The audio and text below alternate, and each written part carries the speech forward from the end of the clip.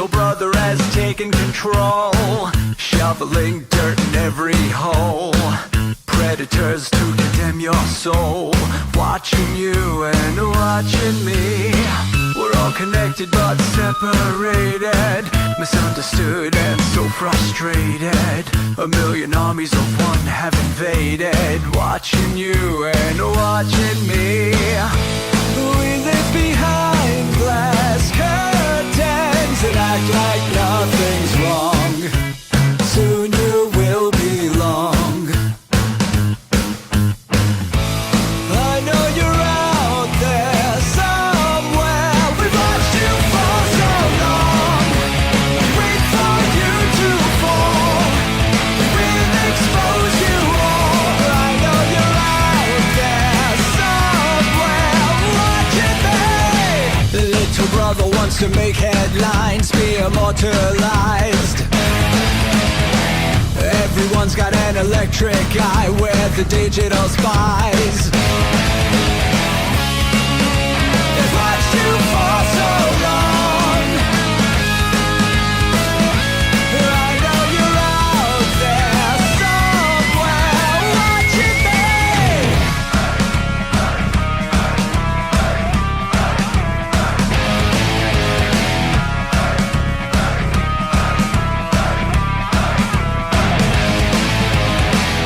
We the people have taken over. We the people are little brother, standing by to dethrone each other, watching you and watching me. Paranoid, the lens is our weapon, desensitized in our lust for attention, democratized by our voyeur obsessions, watching you and watching me. Slaves to perfection, don't let them project you as you are. Reveal your every flaw. I know you're out there somewhere. We've watched you for so long. Wait for you to fall. We'll expose you all. I know you're out there somewhere watching me. Little brother wants to make headlines, be immortalized. Everyone's got an electric eye, we're the digital spies. They've watched you for so long. I know you're out there somewhere watching me.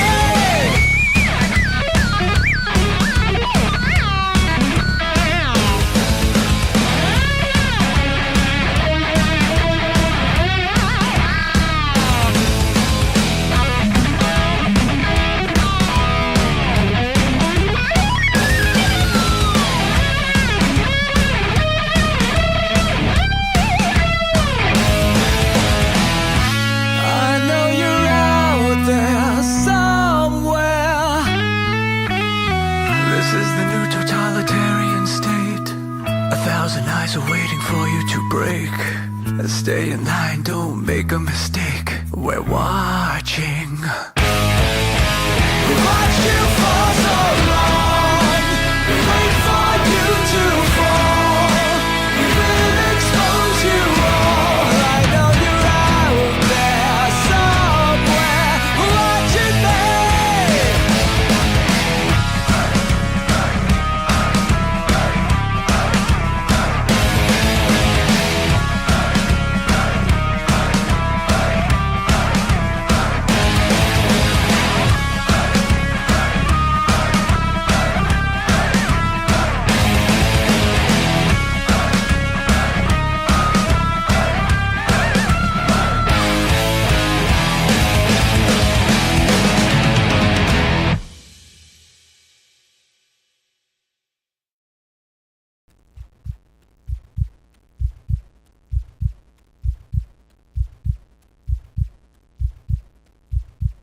The views and opinions expressed by tonight's guest and topic of discussion do not necessarily represent the official policy or position of Spaced Out Radio, Spaced Out Weekend, Spaced Out Radio Limited, its hosts, syndicated carriers, or anyone associated with this broadcast. Any rebroadcast, reproduction, or other use of this broadcast or podcast without the express written consent of Spaced Out Radio, Spaced Out Weekend, or Spaced Out Radio Limited is strictly prohibited. Listener discretion is advised.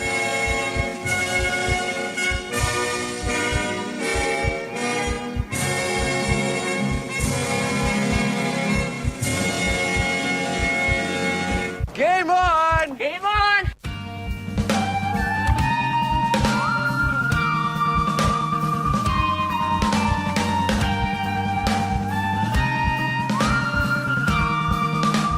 Are you experienced?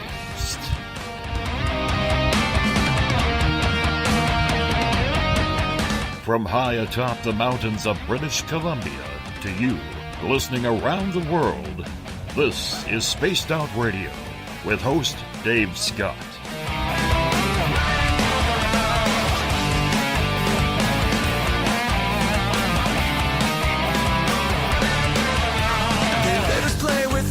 Dave, oh Dave, are you playing with those Bigfoot and aliens again? We're Superman and we're the only ones who can be strong, but we break on command cause women rule the world. You can follow us on our website, spacedoutradio.com, on iTunes and TuneIn. Follow Dave on Twitter at Spaced Out Radio, on Facebook at Spaced Out Radio Show, or on our YouTube channel, Spaced Out Radio Show. I'm just a fool for you. I will stop till I reach the top just to be there with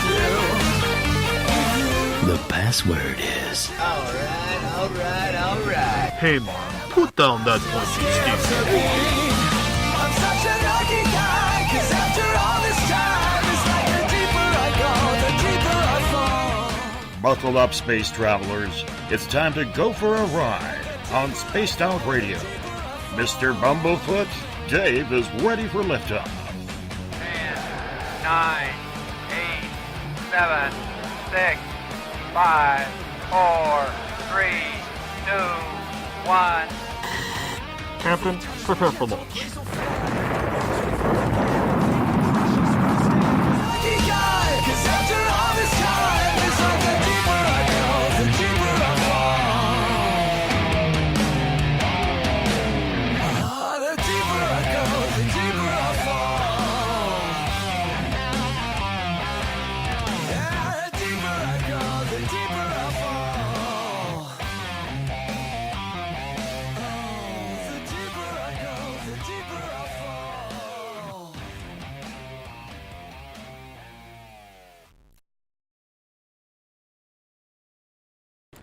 Good evening and welcome to Space Out Radio. Tonight I am your host Dave Scott. It's good to have you along for the ride wherever you are on this great planet we like to call Earth.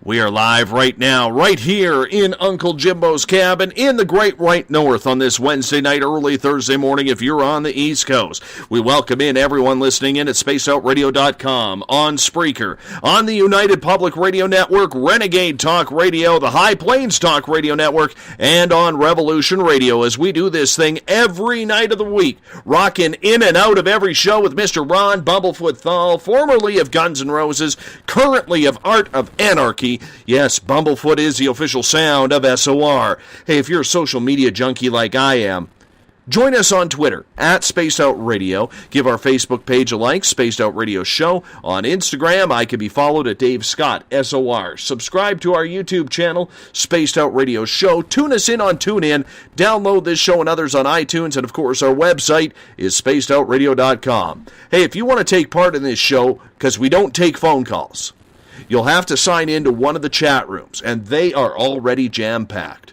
You got our chat room on Revolution Radio, on Spreaker, on the UPRN chat room, and on Facebook at the SOR Space Travelers Club. Or if you're on Twitter, be like God of Thunder. Yes, Canadian Joe. Just use the hashtag Spaced Out Radio, and I'll get to your questions and comments in there as well. If you head over to our website, if you haven't joined up for the SOR Space Travelers Club yet, I'm going to tell you right now, it is time. I want you to do it. It's only $5 a month. With that, your name gets entered into a monthly prize draw. You get access to private group interviews, and so much more. Hey, we're building something really cool for you there, so you're going to want to join up. If you want to go to our website, you can read up on my latest blog. Check out Eric Markham's SOR Spacewire for your latest and weird news. And if you've had a weird scenario that you just can't explain, fill out an SOR Sightlines report. Our intrepid researcher, Mike Schmidt, will get to you and your story as quickly as possible. We want to thank everyone listening in on our newest affiliate, Renegade Talk Radio out of Las Vegas. We are live in Sin City right here, right now. And we're also live in New Orleans on 107.7 FM for the United Public Radio Network and their listeners from over 160 countries around the world. Good to have you all with us to make this intergalactic. And if you're listening in on Revolution Radio, remember the Double R Machine is a donation station financed by you, the valued listener. Head on over to freedomslips.com and donate today. The planet Mars has always seemed to be a strange one for us here on Earth. After all, we do get the word Martian from it, and it's more than just Marvin. But there has been a presence of life on the red planet? Yes? No? Maybe so? That's the mystery. I mean, yes, NASA has sent satellites there. NASA has a couple of rovers roaming around taking pics that look like a barren wasteland. But you know as well as I do that they're not going to give us the goods if they can help it. Why would they? They're a government agency. Heck, we all know they've been smudging photos for years. But this is where expert Keith Laney comes into play.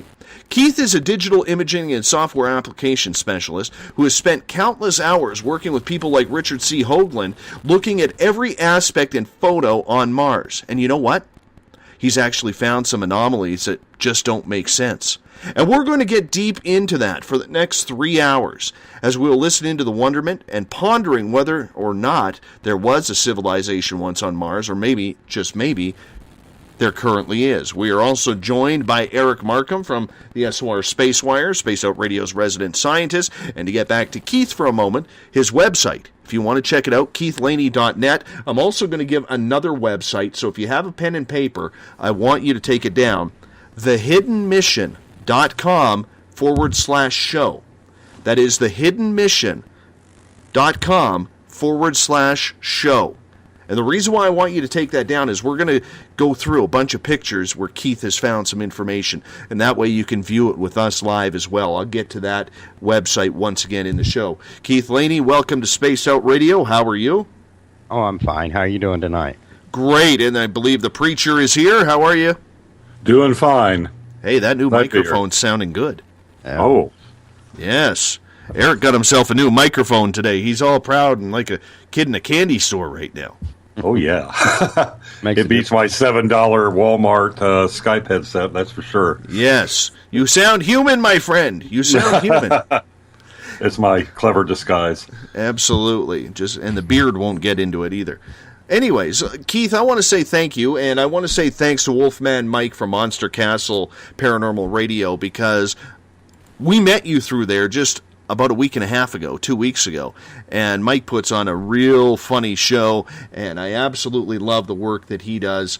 And, you know, I really thank you for doing a quick turnaround on coming on with us tonight, because there's so much to talk about that we're actually going to bring you back on, I believe, in March to discuss more of this topic. So it's all really cool to have you with us. Well, thanks. You know, and it's a good thing to come back in March would be a good idea, because there's constantly more and more stuff coming out as time goes by, because they've got this little rover Curiosity in the middle of an ancient city, and there's almost nowhere it can look that it doesn't see something that's, you know, amazing, remarkable, and, you know, it's been a long journey to actually get there to, you know, see these things and get people to realize what we're looking at. You know. But you know, been doing this a long time. You know. What got you into this? What made you, going back in time, was it the rovers? Was it just the face on Mars that was found in 1974? Was it just a curiosity through comic books growing up as a kid? What brought you into this? Oh, well, all of that. And, you know, I had an innate curiosity about space from a young age. You know, I grew up watching the Apollo program, you know, watching it on the old, you know, black and white TV with the half-round screen, you know, the old type, the electron gun screen. Couldn't even imagine what we have today in those days. But, you know, that started it all off. But, you know, as it grew older, technology got better. You know, we started getting high-res images of this planet. And, you know, man, we started seeing things. And as the images got better, we started seeing more and more things. And then they started landing rovers there, you know, and we saw even more. And I really, you know, came into it, you know, I was just an interested observer and, you know, I've been working with images for quite a while. And, you know, I'm, like your introduction says, I'm a software application specialist. So, you know, in other words, I'm a real good tool user. So, you know, if you give me a tool that does anything with the image, you know, I'll learn how to use it and learn how to use it properly, learn how to apply it to the best of its, you know, use to get the best out of things. And in result, a friend of mine wrote a little piece of software that cleaned up mock images, and I learned how to apply it to them in a unique and novel manner. Because, like I say, if you give me a wrench, I'll learn how to twist the bolt in a unique way. But I cleaned up a bunch of images, sent them to NASA, and showed them how, you know, the difference between what they were using and, you know, what I could do. And they ended up, you know, having me do a whole bunch of images they were using to land Spirit and Opportunity rovers. And, you know, so I did that for them. And as a matter of fact, those images are still up on their website, and they're actually really nice. But, yeah, now the technology we have is a far cry better than that. The MRO, the high-rise camera, and so forth that we have going around Mars, is so much better. But as a result, though, they used those images that I cleaned up. They were all like fresh from they were all fresh from Mars. So here I was processing images that no one had seen before from the surface of Mars. So of course, you know, I was looking for things because I've always been like I am, and I've always wanted to see the thing that, you know, the thing that we're not allowed to see, or the thing that's being hidden. That's just my thing. I can't help it. I peek behind corners and, you know, under things, and it's just my nature. And in doing this, you know, man, you know, we're seeing things going by in the high-res images like pyramids and, you know, ancient city walls and, you know, stuff that if we were on Earth looking down from, you know, like Google Earth, they'd more than likely be wanting to send some archaeologists there. And we're seeing that sort of stuff on Mars, you know. And, you know, as the images got better, the stuff got better. So, you know, we ended up with this high-rise camera that can take these 29-centimeter images of the surface, you know, which is the smallest image element is, you know, 29 centimeters, which, you know, if you know, that's pretty high resolution. In other words, you can resolve things about the size of a table, or a, you know, a Volkswagen you could probably see sitting there on the surface pretty well. And that increased it. You know, they took images of the face with this thing, you know, and every time we get an image of the face, you know, they discredit it, right? You know, any time we get a anomalous image of, you know, any of the areas that have ever been any controversy, it's always, you know, it's always downplayed. And like you said, why wouldn't they? Right? At what point, Keith, did you realize that NASA was actually fudging photos? Well, I mean, from the very beginning, I faced a wall trying to find Apollo photos, because I had it in my bright young mind that I was going to assemble them all together and, you know, try to help digitize the whole collection, which they're just now getting around to having a decent job done of. You know what I mean? If actually, you can go looking for the old Apollo images, and they're actually in pretty good scanned form. They've taken the old films out and done that. So, you know, something I'd pushed for a long time has actually been realized in that. But, you know, when just in looking for those images, I came across, you know, different versions of the same images and stuff that looked like things had been painted out in certain images and not in others, and just the basic inaccessibility of the data. And, you know, so that always raised a flag to me. If it's something I can't find, I always wonder why I can't find it. But, you know, needless to say, all that stuff's out now. But see, that breeds suspicion too. You know, like, so we got a whole generation of people don't even think we even went there. But the fact of the matter is that yes, we did go there, and what they found there was so shocking that they covered it all up and hid it all up and doctored some photos and never showed us, never said anything, told all astronauts to be quiet. Yeah. Oh, and, you know, by the way, Gene Cernan just passed away. Yes. You know. Yes. Yeah, and that's a shame, man. We're losing all our moonwalkers before anybody else is back there, and you know. Isn't that sad?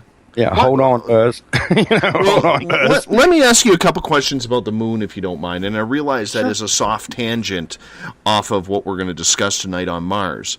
It's all part of it, you know. We're going to have Ken Johnson on in March, and he worked with the Apollo program. Mm-hmm. I know Ken very well. And he swears by the fact that he heard on an emergency channel Neil Armstrong say, "They are here, they are on the hill, and they are watching us." Do you buy that story? Well, you know what? I know Ken very well, and if he says he heard that, then he's bearing witness to what he heard, and I have no reason at all to doubt or to deny it. You know, I know Edgar Mitchell too, and I asked him once point blank if he'd seen something that I had pictures of him taking a photograph of, and he told me, yeah, he did. You know, I asked him if he went to the moon also, and he said yes, and that was good enough to me to believe him because that's who told me that. You understand? But some men are impeccable to their word, and if they tell me something, I'm apt to believe them because I judge myself a pretty good judge of character, you know. And so you can take it from there. So, in your opinion, why have we never gone back to Mars? Oh, you mean to the moon? Yeah, or pardon me, the moon, yes. Possibly for that reason. How we're going to hide that, you know? But now, you know, they have 5,000 lunar geologists that'll line up and tell you it's all rocks and it's all whatever. But then, you know, we have lunar pictures that are coming back that are just crisp and clear and prettiest thing you ever seen, and nobody's paying attention to them. They're filling up the lunar reconnaissance orbital cameras galleries. They're just getting so full, and these are automated processed images. They're taken to the moon in high res, and they're put straight to the website. No one's even touched them, looked at them. And, you know, if you go to their site and you're delving through those images, you may be the first one to ever see, you know, look into an image of the surface of the moon. Yeah, and you know, myself, I find that kind of stuff kind of amazing. Like I'm part of the High Wish program where they let us target the areas on Mars with the HiRISE camera, which is on, you know, Mars reconnaissance orbiter. You know, that's pretty amazing to me to be able to sit here at my desk and punch up an area on a target on a map. And then, you know, a few months later, you get returned a picture of that area that I wanted to see. You know, excuse me, but that's amazing. You know, think about it in the terms of, you know, of technology and things people have wanted to do in the past. I find the ability to stand or to make like we're standing on the surface of another planet or flying around another planet looking down, I find that totally fascinating. And, you know, also, obviously, many other people do, because there's a whole community of anomalists and people that, you know, are enthused about the space program for this very reason, because we're finding things that are hard to explain, that make us question our origins, that, you know, that call into question everything that we know about what we've been taught on these planets that are all around us. You know, we're seeing more and more as we look around the solar system that there may have been a civilization that was solar system wide, that was all over everything. You know, how's that some food for thought? So overall, what is your opinion then of NASA? Oh, well, you know, I love them to death and hate some of the actions of some of the people within, but you know, it's a case by case basis when you're dealing with a huge organization full of people. You know, I have had very good dealings with much of NASA most of the whole time. Anything I've ever wanted to see, I have found. I can put it that way.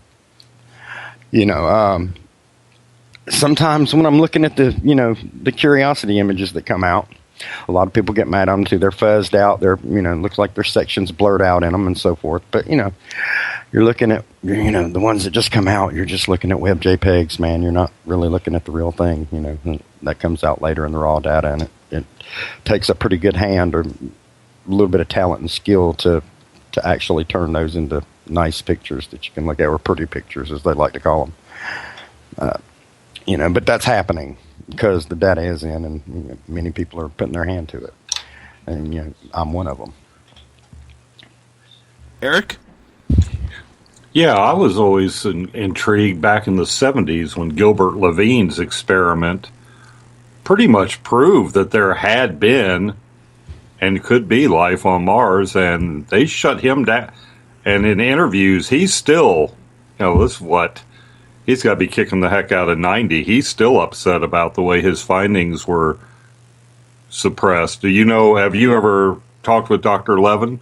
I haven't talked with Dr. Levin, but I have followed his work and read his papers, and I agree with him 100%, and he should be upset. And he still sticks by his findings, and that is commendable. As a microbiologist myself, I'm in his corner for sure. But well, if you look at the simplicity of his tests, you'll see that anyway, that's a long discussion for another time. But yeah, but it was a beautifully simple, beautifully constructed experiment. I mean, the man was a genius. Well, with NASA having, they basically live and die by the budget that they're assigned. What is their incentive to cripple along like they're doing now instead of busting some of this, this news out there? You have to understand the top secret nature of this too, though. I mean, so you find remnants of a former civilization that was probably us, and no doubt probably was more high tech, or hey, maybe not. But that's still that becomes a really a secret sort of thing that you want to not broadcast while you're secretly plundering it militarily. Yeah, I hadn't thought of that. Yeah, well, but some of the things that we're seeing on Mars, when I started looking at Mars, what brought it most of my attention was, I saw Richard on CNN when he did his infamous holding up the face picture stunt. The guy went on CNN for an interview and held up a picture of the face, and he was told not to, and he did it anyway. And the whole world got to see the face live on CNN back when that was, when they were a big deal, and that was the news. Yeah. And that kind of, I went, hey, that does look like a face. And then they showed the wider images of Cydonia with the pyramids and the so forth that are around there, and that just totally blew my mind. And it also kind of triggered repressed memories in me, and it made me want to apply my hand to looking closely into the matter, because there was a story there to be told. When I first looked on Mars and I got a good look, I was looking down at all the ruins and looking at the first pictures through the first good pictures through the first rovers, Spirit and Opportunity. It just struck me, man. Look at this devastation, man. You know how Obi-Wan felt when Alderaan died? That's kind of like the feeling that you get. And that's I find that as a similar feeling that a lot of people have that look into these images, because when you look at this world and you look closely, you see the trappings of civilization, and this was these trappings of civilization were sprung suddenly upon us. It's been hinted at, and people say, "Oh, look at these funny little things and these fuzzy little images" for years and years now. Ever since Pathfinder, and before that, even the Viking landers. This is nothing new to look at a picture of Mars, and it's a common saying amongst people that look at these images that Mars makes you see stuff. It makes you see stuff. You're looking into it. It's like a psycho mind mess, But, a lot of that is people's reflection of their own internal wiring when they're looking at an image. But, Keith, the thing about it is... go ahead, please. Okay, but as we're looking through there, we're going through there and expecting to see barren rocks and barren nothing, and then, then we have sculpture popping out, and then we have ruined pieces of wall standing up, and then we have doodads and gadgets laying around on the surface that look like they're metal implements, or maybe we're a piece of something technical, That's the kind of stuff we're finding, and, we'll get into some of this here in a minute and look at it, but go ahead now, sorry. Yeah, sorry about that for accidentally cutting you off there. I'm curious about the photos, because a lot of people can look at photos and say, that's pareidolia. We see it in the clouds all the time. A lot of paranormal researchers will take photos and they'll believe that what people are seeing is pareidolia. How can you be so upfront and look at these photos from Mars and say, okay, that's a glass bottle or that is a pyramid without it being pareidolia? Well, you can't use pareidolia as an explanation for everything. I've got hillsides that have like 14, 15 pieces of sculpture that you can clearly see are sculpture side by side. Now, you can take any hill of layered rock from anywhere on Earth that you want, and you can stand them up side by side. Unless they've got art carved into them, they do not do that. You know what I mean? There's such thing as the old man on the mountain thing. And you can look at any generic scene, and you might see AirSat's mind-made-up pareidolia faces in some instances on that, but you won't see them lined up in a line that have, one of them looks Chinese and one of them looks Mesoamerican and one of them looks Assyrian. You won't have that. That's art. Art only does that, not pareidolia. Do you mind if we get to some questions from the audience? But yeah, but sure. Also, let me say something else about pareidolia too. If you are an intelligent civilization and you are designing something that would be readily seen by human who are hardwired to see a pair of eyes and a nose and bilateral symmetry of a face looking at them through the bushes or whatever, because it is hardwired into us to see this. What would be the best sign to get that species to notice to you? Wouldn't it be a face? Wouldn't it be a sculpture? Wouldn't it be and this is the same way throughout all human history. Go look through India, look through the ancient temples through there, man. Look in Cambodia, look at all face after face after face, sculpture after sculpture after sculpture, all on every one of their temples, all from the top to the bottom. And now imagine if all that's broken and laying in pieces all over the place. And that's kind of like what we're seeing here on Mars. What about the Mars face? The very famous photo, 1974. Tell us about it. Well, this face was seen by NASA and discovered by them themselves, and then kind of hit up and put aside. And Richard tells a much better, story of it, and it's kind of his too, and the people that were involved in it. But it's been continuously maligned and hit pieced, and every time they've come up with an image out of it, it's with a closed hand. It's almost had to been ripped out of their hand, and then they give us some little crap. And that's only changed when High Rise took an image of it. And on my Twitter feed, I posted a link to the Gigapan of the face image, and it's like you've never seen it before, because you can actually zoom in and see the individual ruined structures that are all over it. And the thing is not a trick of light and shadow. It's not a curious mesa that was eroded by wind and certain powers to look like it is. This thing was carved to look like it looks. It's a half lion, half man. Which, think about this. This is in the scheme of kingship and in the scheme of mythology. How is that symbolic? A lion man. How symbolic is that? It's very symbolic. And if this is a root culture, if this is humans that did this, and who else would carve great big faces on the surface of another planet? Who carves faces into the surface of this planet? We do. Okay, so it makes sense to me, right? Let's get to some questions from our audience here, if you don't mind, because they are starting to pile up. And one thing that we do on this show is we really love to promote questions from our audience and get them involved, because this show is all about them as well, and they'll ask some pretty brilliant ones. And this one will start off with Joe in the SOR Space Travelers Club. He is asking, some of the lunar photos, Keith, have obvious places that are altered. What is NASA's excuse for hiding things, like, say, in the moon photos? You know what? I bet I know what he's talking about, too, because the Clementine images were, they were clearly doctored, but that was a Department of the Navy program, and that's the Navy. So if you ask them why they did whatever, you're going to get a blank wall.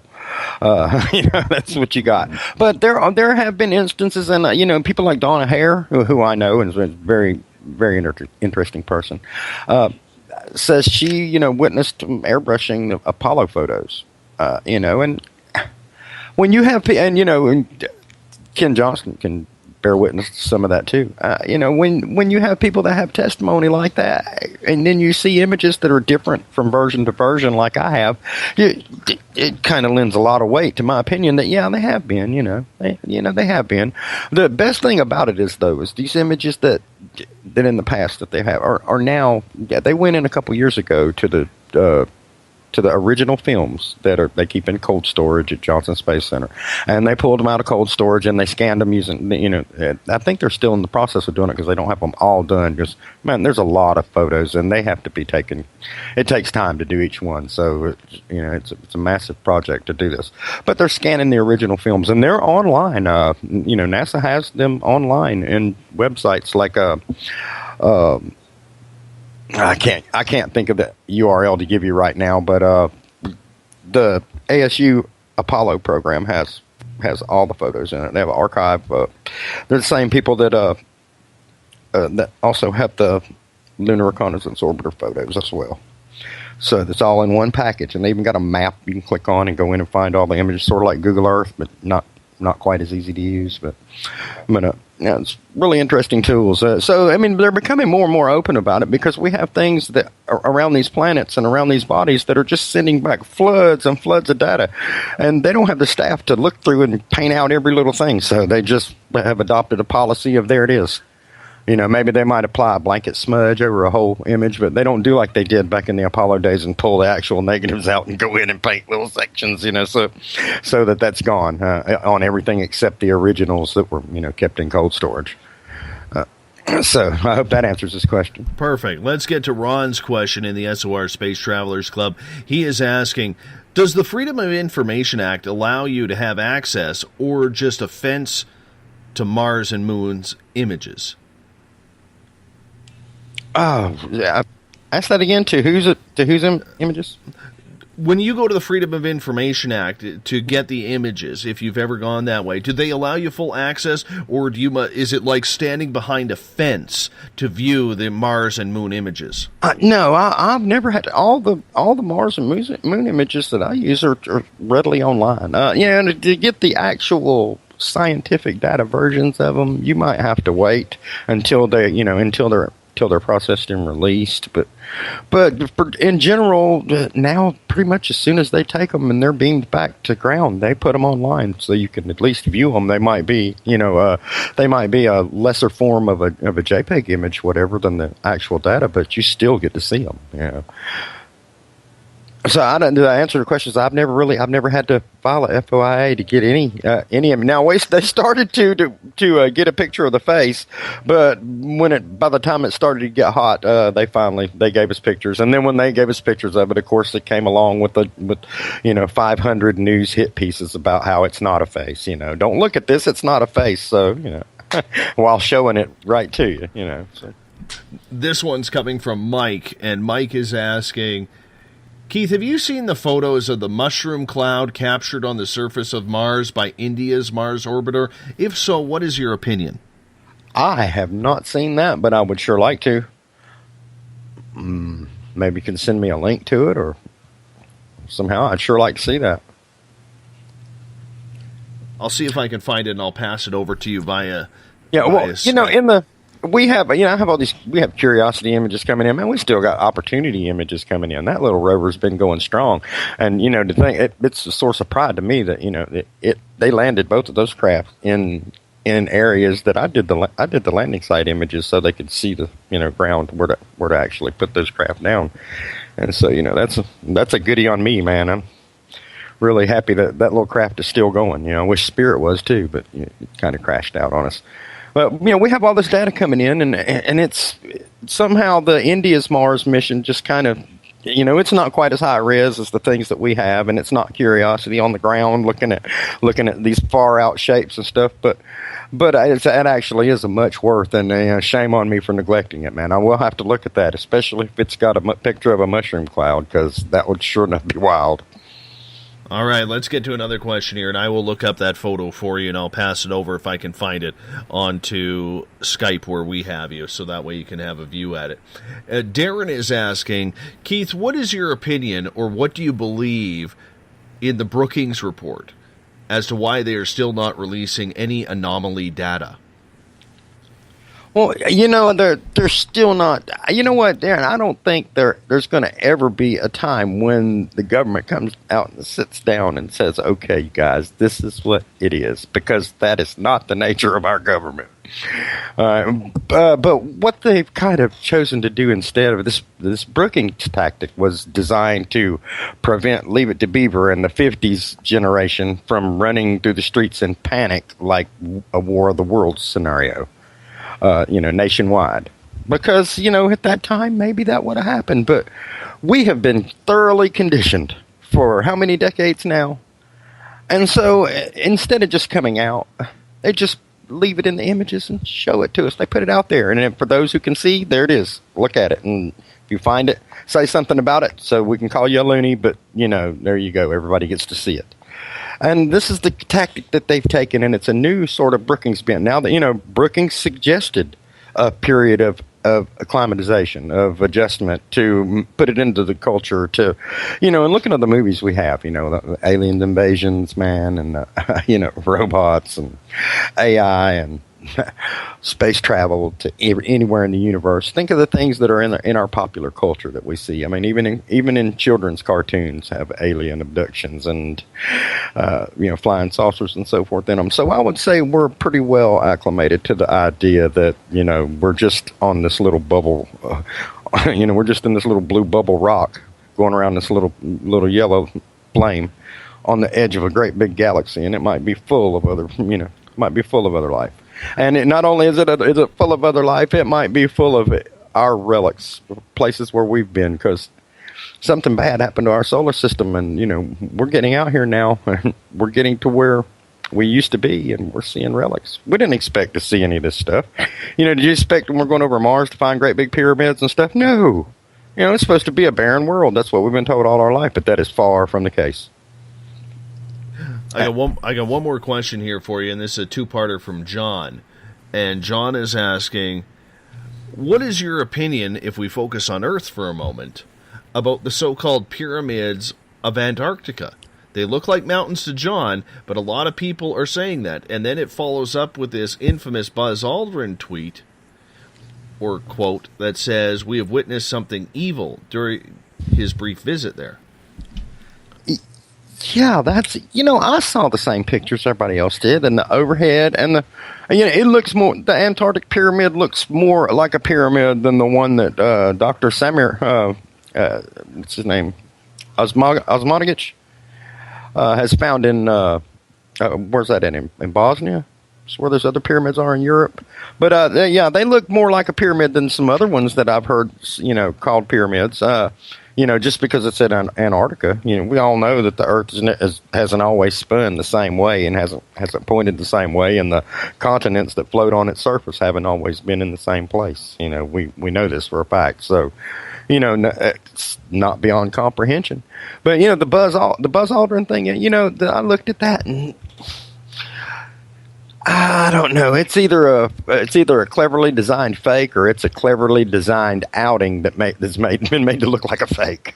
You understand what I'm saying? It's hard to discern either way what it is. What's the meaning of it? So, something did happen. He did go down there and fall ill. And the South Pole is a pretty harsh climate though, and Buzz is an old man. So I don't know, man. I'm still up on the air on that. I do know that didn't the Russian Pope go down there and do a little blessing down at the little chapel that Russia has down there in some sort of same time? No idea. And well, Kerry went there, and all these heads of state are going there. So something's going on. And in the end, it might just be scientific research. It could be, but those kind of topics are so fun to speculate about because it's such a gray area, and so it leaves room for all kinds of speculation, and that's fun, it really is. No matter what it comes out to be, it's still an interesting topic to talk about and generates a lot of discussion. For sure. I just want to let you know before I pass you over to Eric here, that on Twitter I have tweeted you pictures that Canadian Joe, God of Thunder on Twitter at #SpaceOutRadio, has sent. So the plume clouds are on there right now on your Twitter. Okay. So, Eric, go ahead. Yeah. Okay, in 1950, we had a report come out, basically NSA 68, which, through clever wording, made it sound like Russia was going to eat our lunch. So it launched the Cold War. Now, how soon or how early in our history do you think they realized that there was something going on out there in the solar system, maybe through some of the captured German research or something, that maybe that is why NSA 68, which was a deliberately misleading report, came out to focus us away from anything to do with outer space, or, because it was suggested that the Nazis had, were on the edge of being able to do spacecraft. Mm-hmm. Well, there's all kind of tales about what the Nazis could do, and one thing they did do is delve deep into esoteric knowledge, and they sent researchers around the world to gather up all the secret, information and the old ancient legends, and the simple reason why is because this history that we look at Mars and we have a whole devastated planet that it appears that humans once inhabited, and here we are on Earth. And then the stuff that we build in our our ancient temples and stuff looks like stuff that's in better condition, but the same design as stuff we're seeing on Mars. So that root culture came from somewhere. So those legends are in there. That it was all written down. Imagine human beings live and die rather quickly. Imagine keeping a story that's as grand as this possibly is intact all those generations and all those years. So someone did, and there's fragments of that knowledge in everything. It's even in our common experience and our common culture now. But, gathering all that up, and when did they learn that? Who knows when they did, but they've known something for a long time. And they, one thing about it is that we do know is that they're interested in finding out something, whether they found something or not. So that's the motive. So that tells you a whole lot about the whole story behind it, In the case of the archeologies on Mars, having such so basically what we're saying, what we're discussing tonight is that our culture, or Earth culture, started on Mars, and what we're seeing in the Earth record with the temples, the pyramids, it's sort of like a remnant culture. It's people trying to remember what home was like. Mm-hmm. And I think so. That's a very good way to put it.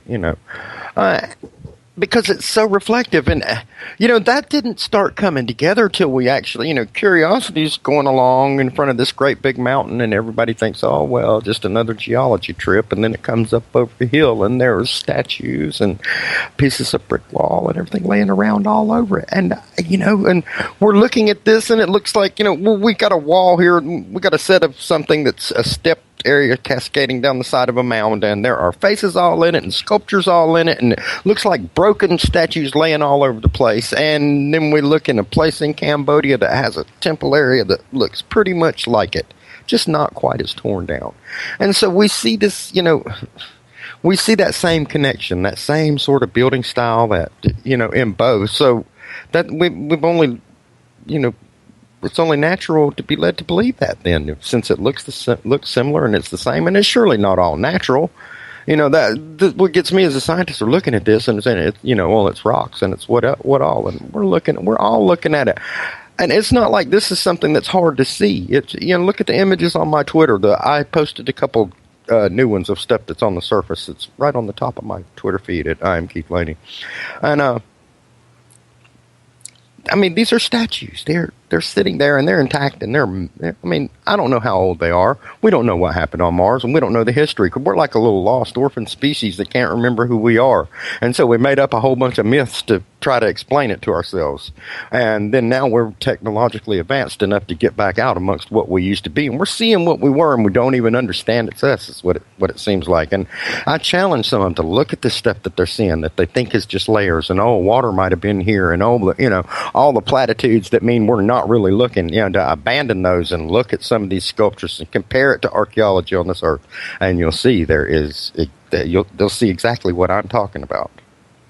There's a good question, and it's piquing my curiosity.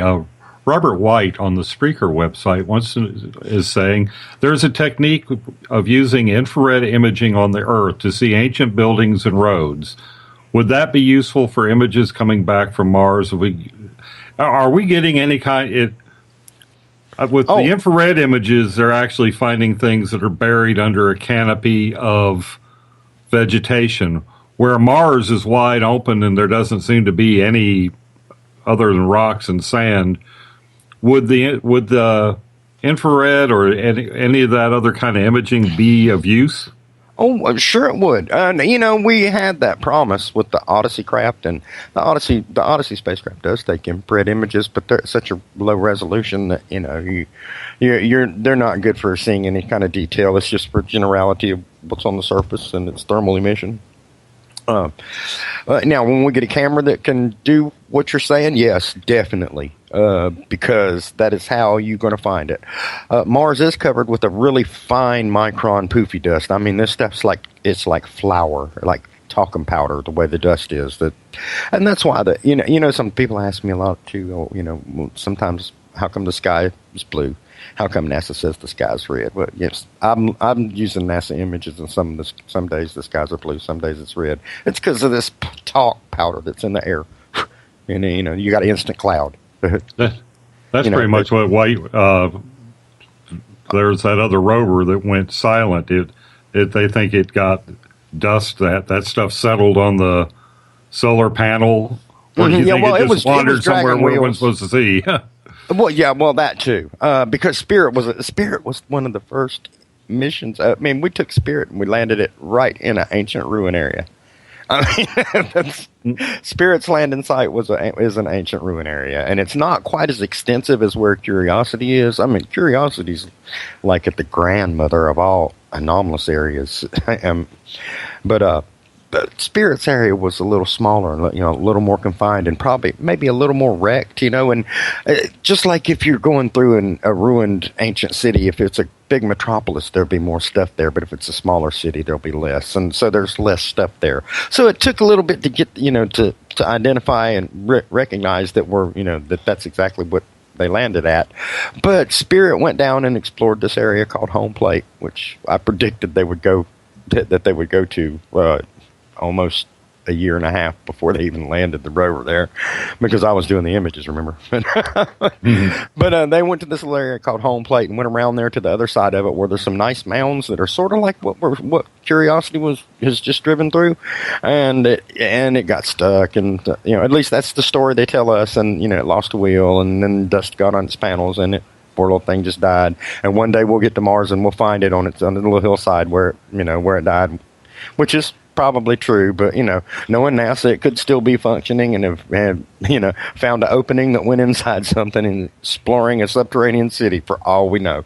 Do you think that what happened on Mars was a case of warfare, or like maybe we had been out there and we bit off more than we could chew? They followed us back to our home system and tried to obliterate us? Or do you think it was, like some of the speculation is, wonderful observation. I hate to interrupt you. Wonderful observation. And when questions like that, let me know that people are listening, because this is the kind of stuff that questions I've been asking myself for years and years. We don't really know what caused it. That's one of three scenarios, that I can think of, and it'll be a good time for me to plug the book, though, because Richard and the imaging crew and all of us were writing a book called The Hidden History of Mars, A War in Heaven, where we're going to speculate and try to figure this out. What exactly was the cause of it? And there are many different, even amongst us who are writing, there are many different theories about what happened. I'm a personal believer in catastrophe. I think something goes through and stirs up the Oort cloud every so many years, and it sends a hail of comets in, and there's nothing we can do about it. It just beats the hell out of everything. But of course, this is an old system, and it's billions of years old, and all kinds of stuff can happen in that time. And there's no telling that the planets we have now are the same as we had, because there's a big asteroid belt there, and Earth looks like a half a planet. So and there's marks of catastrophe all through our solar system. So we really don't know the story there. It's just theoretical. Anything they come up with for an origin of how it happened. But what happened to Mars, it could be either that, the catastrophe, something happened, swarm could not be avoided, some kind of natural catastrophe that could not be avoided. It could have been a war. There's no telling. Tom Van Flandern was a good friend of mine before he died, and he had a theory that, the asteroid belt was a planet and it exploded, and that Mars was either in close proximity to it or was a moon of this planet when it exploded, and that's why Mars's southern hemisphere is just destroyed. We've also had evidence that a major flood has coursed over Mars in the past too, maybe more than once.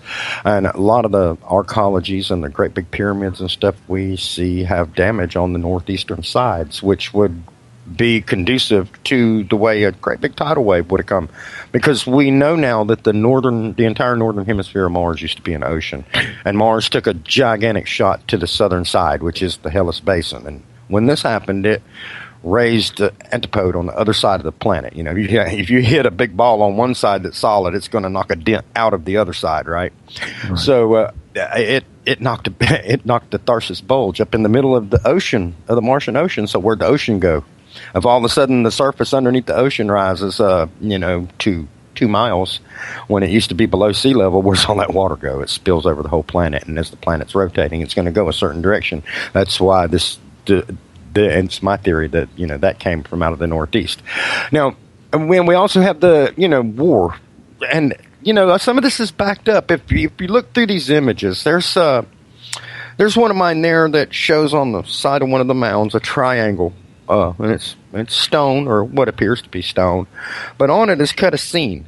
It's a scene, and one side of it shows sort of like a human warrior spirit. It looks almost Mesoamerican, so like a Mesoamerican warrior, a Aztec warrior. On the other side, it's a little dude that looks very much like a gray alien. So if there was a war that destroyed this, and many people theorize there is, John Brandenburg found evidence that there has been nuclear explosions on Mars.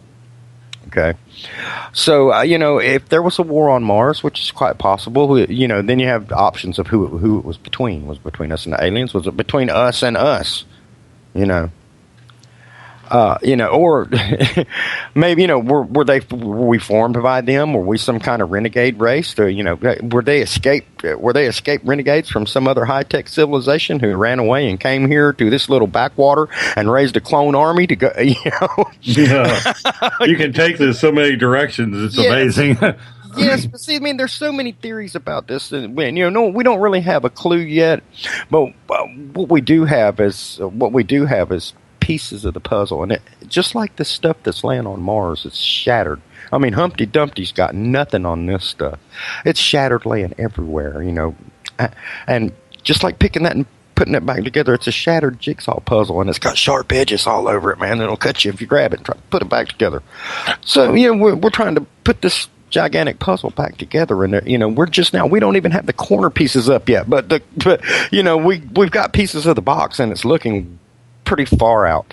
The actual picture that it's showing the puzzle to be is far out.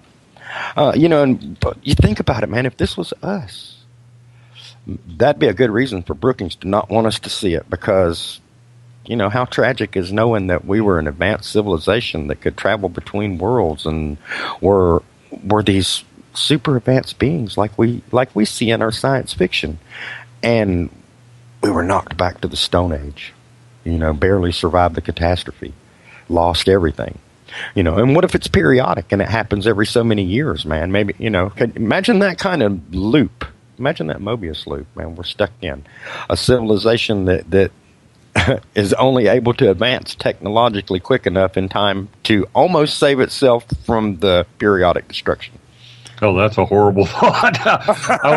Or, we get too big for our britches and it's like a form of galactic punishment. It's like, okay, we're not going to wipe you out, but you're going to make us wish we had.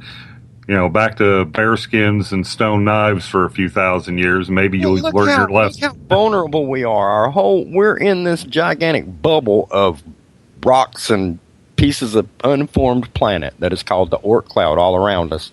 And so if you're on the cosmic scale and you don't have to attack us with weapons. You just come to the Oort cloud where we can't detect you and knock some rocks inwards, man, and sit back and watch. Yeah, using mass drivers, which is something we've actually got the technology for now. Hey. You just send some very large kilometer-sized chunks of crap that are floating out there anyway. No harm, no foul. Who gets blamed for a meteor strike? Mm-hmm. Exactly. It's like who gets blamed for a hurricane? Or HARP. Gentlemen, we only got about a minute here before we got to hop out for a break, and there are a few more questions from our audience that we will get to afterwards. But Keith, in about 60 seconds, and we can continue this in the next hour, do you believe then that aliens are real? Well, yeah, I do think aliens are real. I do. As whether or not what role they had in our past, and we don't know that. But are they real? I mean, they fly around in craft through the skies all the time. I'm pretty sure they are. Mm-hmm. Mm-hmm. Do you buy into the ancient alien theory? Well, it depends on how you mean buy into it. Were there ancient aliens where perhaps we were, maybe so. Remember one of the things I proposed for an origin of what happened to us is, maybe some renegade intelligences from another civilization far, far advanced out in the galaxy escaped to make us a clone army, man. Raised a bunch of monkey men to, and they're going to storm heaven. Get me? I hear you. I hear you. Yeah, there's, and it's looking that way, man. All right. I got to get you guys to hold on. Keith Laney is our guest tonight. I'm joined by my co-host, Eric Markham, as we are talking Mars. We're going to get more into photos and your questions in hour number 2 of the mighty SOR. Man, we're having fun tonight. I love shows like this because they are so engaging. We'll get more to it right after this break. Would you like to become one of our space travelers? All you have to do is click on the Space Travelers icon at spacedoutradio.com. For only $5 a month, you can get access to some great prizes, as well as private monthly shows, newsletters, and a members-only section on our website. Become a space traveler today. Looking for news beyond the mainstream news? Head to spacedoutradio.com and check out the SOR Spacewire. This is Spaced Out Radio's Eric Markham, News Director for the SOR Spacewire. Daily, I will bring you intriguing stories and outlandish reports from what's going on around the world. UFO sightings, paranormal activity, conspiracies, alternative health, and so much more. And if you have news, email me at news@spacedoutradio.com. Have you had an experience you can't explain? Had a run-in with ghosts, maybe Bigfoot, or seen lights in the sky? Hi, I'm Mike Schmidt from the SOR Sightlines. I'm here to investigate your sighting. Head to spacedoutradio.com and fill out a report on the Sightlines. All your information is 100% confidential, and I will help you figure out what you've been seeing. File your report, and let's find out the answers together. Visit purpleplates.com today. For over 40 years, the Purple Energy Plates have been delivering amazing results for their many customers. Inspired by the great genius Nikola Tesla, the harmony, healing, and energetic effects of the plates have proven over and over to be beneficial and often miraculous to thousands of customers. With their money-back guarantee and the many benefits, how can you afford not to get one? Check their site for daily specials and choose from their many energy products. You won't be sorry. Visit them today at purpleplates.com for mind, body, and spirit, and expect a miracle. Greetings, space travelers. I am Dave Cruz, host of Beyond the Strange Radio, live every Sunday evening, 7 p.m. Pacific Standard Time, 10 p.m. Eastern. Each week, we have special guests and talk about paranormal, bizarre, and strange topics mainstream just won't touch. Look for us on the Spaced Out Radio website or go to beyondthestrange.com for more information. And remember, don't be a stranger, just be strange. Hasta. Are you interested in advertising on Spaced Out Radio? Head to our website at spacedoutradio.com and click on our advertising tab. There, you will find an assortment of ways you can get your product out there with us, from radio commercials to banners and social media. Have a product you like our hosts to endorse? We can do that too. Visit spacedoutradio.com for more details. Hi there. This is your medium, Joanna, from Spaced Out Weekend, 2 Mediums and a Large. I would love it if you would come and join us with host James Tyson every other Sunday on Spaced Out Weekend. Together, we will take your calls and your questions live. Our goal is to provide you with a positive outlook on deep questions that you may have.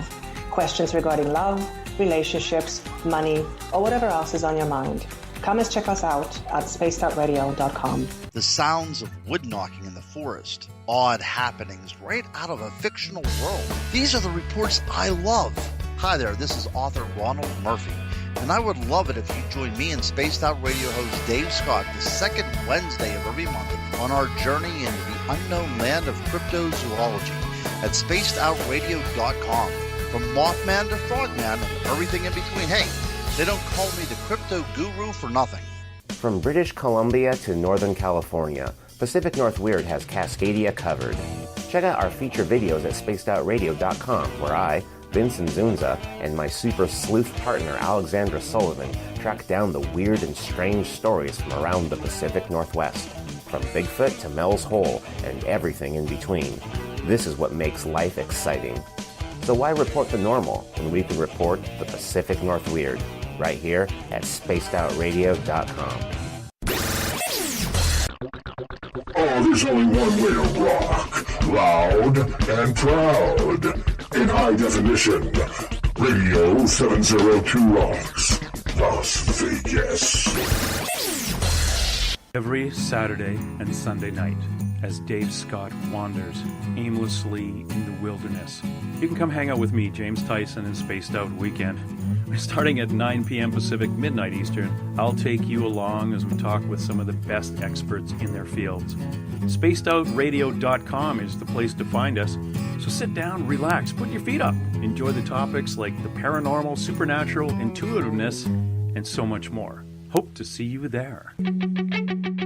The views and opinions expressed by tonight's guest and topic of discussion do not necessarily represent the official policy or position of Spaced Out Radio, Spaced Out Weekend, Spaced Out Radio Limited, its hosts, syndicated carriers, or anyone associated with this broadcast. Would you like to connect with us? Head to spacedoutradio.com for all your latest show info. And hit us up on Twitter using the hashtag SpacedOutRadio. Now, back to Dave Scott and SOR. Welcome back to the second hour of Spaced Out Radio tonight. I am your host, Dave Scott. Good to have you with us. Tomorrow night on the show, we are going to have Lori McDonald on. We are going to be talking about the Mandela effect. That happens at 9 p.m. Pacific, midnight Eastern Time, right here at spacedoutradio.com. Hey, we want to welcome in everyone listening in on the United Public Radio Network, live on 107.7 FM in New Orleans and over 160 countries around the world. Good to have you with us. We are also live in Las Vegas. Yes, Renegade Talk Radio carrying us in Sin City. We thank you for tuning in. And if you're listening in on Revolution Radio, remember the Double R Machine is a donation station financed by you, the valued listener. Head on over to freedomslips.com and donate today. Bill Cardwell has set the password for tonight in the SOR Space Travelers Club. Nidularia say. Nidularia say? Is that it? I have no idea. Nidulariacy? Nidulariacy? I have no idea. He tries to screw me up with the password every single night on this show, and he did a good job tonight. Remember, he sets a password each and every night on the mighty SOR. Hey, if you want to follow us on social media, you can do so on Twitter at Spaced Out Radio. Also use the hashtag Spaced Out Radio to get your questions and comments to me. I am reading them live as we speak. You can also give our Facebook page a like, Spaced Out Radio Show. Tune us in on TuneIn. Download this show and others from iTunes. Our website is spacedoutradio.com. While there, we have a plethora of features for you, including joining the SOR Space Travelers Club. It's only $5 a month. We welcome back Eric Markham from the SOR Spacewire and our guest tonight, Keith Laney, his website, keithlaney.net. And I want you to check this one out as well, thehiddenmission.com/show. We're going to get to some pictures in there as well. Keith, welcome back. All right. Keith, there's so many photos out there of anomalies that look incredible. One of the ones that has really caught my attention is it's on a rock, and it looks like there's some sort of humanoid type form sitting on the rock with their arm resting on the knee. Have you ever seen that one? Yeah, the Bigfoot on Mars thing looks like a little statuette of a woman. Yeah, yes. Wasn't that a spirit image or opportunity image one? Yeah, I'm pretty sure it was. Yeah, but and there have been similar things found in curiosity images. So but yeah, it's strange, isn't it? It's strange that they see these kind of forms in there, and they try everything in the world to explain it to be something else. And looks like a statue and acts like a statue and sits there. Hey, it might be one. So when you see a photo like that, it clearly looks like a humanoid, whether it's a rock formation, whether it is an actual alien presence or whatever it could be. You as a researcher who is looking through these photos, looking for any type of evidence showing that there has been some sort of presence there, do you believe it to be maybe a statue or just some sort of weird anomaly? Well, if you look at it and you see what it appears to be, well, that's what you have to take that as, because that's the only image that we have of the thing. We've got some other context images that show it kind of, not looking like what it appears to be in that photo, but in that photo it is. So you have to trust what you're seeing in that particular photo. As to, would I stand up and say this is a definite anomaly, this is something that needs to be investigated? Yeah, not really. I probably wouldn't, given the fact that we just have that one picture. I wouldn't stand behind it unless we had real good pictures from all the way around it. But that's another thing that draws a question. We're running past all these things with these craft.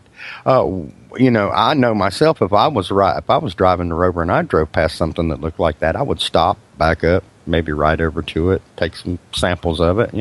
Got testing tools there. Maybe drill into it a little bit and see what it tastes like. Get some chem pictures of it, see what it's made out of. Do the kind of thing that a science instrument like that is supposed to do, instead of driving on by and taking one picture. What is your opinion then on whether or not humans have been on Mars? Because we do have a lot of people who believe in the secret space program. We have had people come out. I'm thinking Randy Kramer, whether or not you believe his story. He says he spent 17 of his 20 years on Mars. Laura Eisenhower says she was asked to be part of a Mars colonization project. When you hear people talk like that, do you think we're already there? That's entirely possible. There's a bunch of disinformation and misinformation on the entire topic, and a bunch of personalities involved in all of it. And I'm not one to say that any one of them is not telling the truth, but I am one to say that it is possible that there's a whole secret program going on that we know nothing about. And let's face it, Mars is an entire other world. So a base on Mars, or 2 or 3 bases on Mars, or 50 bases on Mars would actually be nothing, because it's a whole world. How many cities are on Earth? Mars is a whole world. There's as much land on Mars as there is dry land on Earth. So, it's a pretty big place to be hiding a base at. So it's quite possible, I can say I've never seen any inklings of a modern type base in any of the orbital images or any of the surface images that I've seen. But, then again, though, if they did have a program like that, do you think they would allow the camera to fly over and take high resolution images of it? Oh, not at all. Well, maybe for their own good. Well, they wouldn't, but let me tell you something though. Me and Andrew Curry, and this is our artist, and I'm a good friend, and I just love Andrew. We were talking about the other day. We were emailing back and forth, and we got on the Alternative 3 discussion. Okay, and everybody knows on Alternative 3 at the end of the movie, there's a depiction of a landing on Mars done in 1976. Okay, well. I've watched this movie for years because it's old, and all the copies I've ever seen were kind of crappy, and it's never really been on TV. But I got a chance to watch this in high definition, and we were sitting watching this, and we were watching that landing sequence, and man, that looks so real. And then when they landed, when the craft landed in the movie, they show some dirt being moved, like there's a creature up underneath the dust moving. And we have seen this type of surface movement, or how it looks like if you have something underneath the soil and it moves. It displaces a little bit of soil, leaves a dark track on top of the soil. You can tell something like everybody's watched Bugs Bunny, man, and seen him tunnel through the ground. On his way to Albuquerque, he leaves a little mound as he's digging along. Well, that's sort of like how these creatures in this Alternative 3 movie do, and we've also got pictures from Mars that show displaced soil that is very much in the same look like that. And the surface, when you look at that in HD on the Alternative 3 video, they come and they circle around an old, looks like ruined city underneath them, and then they take off across a plain. And in the high def, you can really see the surface, and it looks very much like Mars. Matter of fact, it looks very much like Meridiani. So that raised some interesting questions now that we can actually see that, because it's what struck me the most is now that we have actually pretty close to true color imaging of Mars. This video at the end of Alternative 3 is very much the right color. So how did they know that to put that in that video back then? How did they know that if that isn't real? So was that movie a kick, a throw out, to a secret nod, nudge, nudge, haha, see what we're doing and what we know, and then we'll put it out in your face in a fiction tale, But see, that kind of thing, it's so hard to prove any of that, It's so hard to prove any of that, but it is absolutely and entirely entertaining and fun to speculate about. And in the end, who knows? It's quite possible that they are quite involved in Mars, because if I had a world next door that used to be inhabited by my species that was full of their ancient technology and I was a world leader, I would sure enough have my high-tech Black Op guys there finding it for me. Makes sense, wouldn't you? I mean, oh, absolutely, it makes sense. But it's nothing the public would ever know about. Oh, no. But see, the eventuality is that we are going out here, and when we get out here, we are going to find this stuff. And so they're being really, really open and loose with the stuff that we see. Because, I mean, you can go and look through any of the Curiosity images, go comb through the high-rise images, and you'll see stuff, man. I mean, you'll see stuff. You can't help it. It's all in there. And so, they're not hiding it, because if they really wanted to hide it, we'd not see anything. True. But this leads to an interesting question from one of our listeners, Perry A. Darrell, in Spaced Out Radio's chat room on Spreaker. And she is asking, how do we know then that what we're looking at are not holograms on Mars and the moon? I have heard that before from people that, this is all holographic, that this is metaphysic, that the images are metaphysical even. And I can't say that they're not. But all I can say is from the data, I know we sent some craft and they went and they landed here and they're taking pictures. Now, what we're seeing, if that's a hologram or if that's, that's a good question. For all we actually know, this all could just be CGI and it's just some story. And the real deal is there's human civilization all over Mars, and we're a slave race kept on this one little planet, told what to think, what to hear, how to live. And hey man, that could be true too, because in the realm of possibility, it's all true.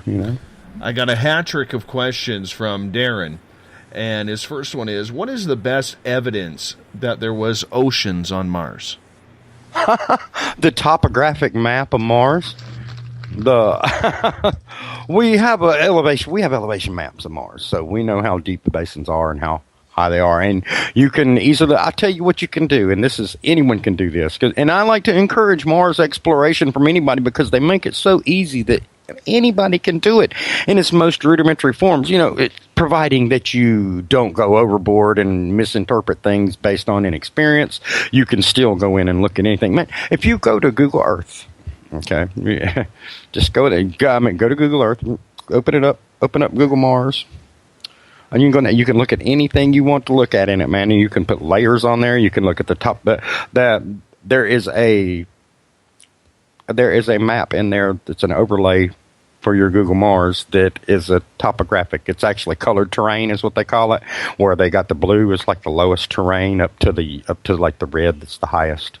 And so you can tell the topography of Mars by looking at it, and you can see that the whole northern side, other than that big Tharsis bulge that I was talking about that rose up in the middle of the ocean, but other than that, the whole area is all in blue. It encircles the whole northern hemisphere.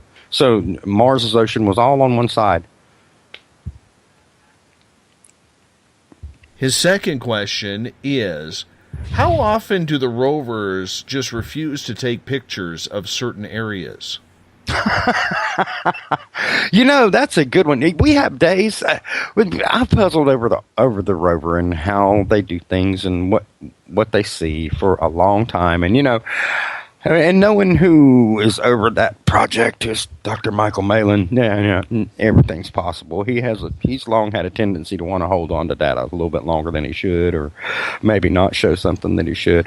But for all we know, man, they could pull up to an area and just have to show us 3 or 4 pictures on the daily images and be taking 300 or 400 pictures. I know there are saws in the archives where there are 800 pictures taken, and then 2 days later there are 5 pictures taken. And so did they see something that they shouldn't, or did they see an area that maybe they didn't want to show publicly? There's no telling what they actually have because it's not transparent. Actually, the data and all that's proprietary, and the only reason why we see the images as they come back daily is because they're being good guys. Okay, that's the way they see it. They're being good guys and letting us see stuff we paid for early as soon as it comes in. And hey, that's a plus because we used to have to wait months and months before they would have a release of stuff, and then we'd have to climb all through a massive amount of hundreds and hundreds of pictures at one time. Instead, now you can get your daily feed and check out what comes in every day from the cameras, which is it's kind of cool. But they don't have to do that.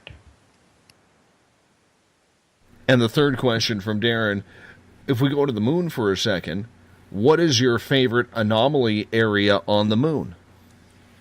Oh, there are so many, but probably my very favorite is Aristarchus.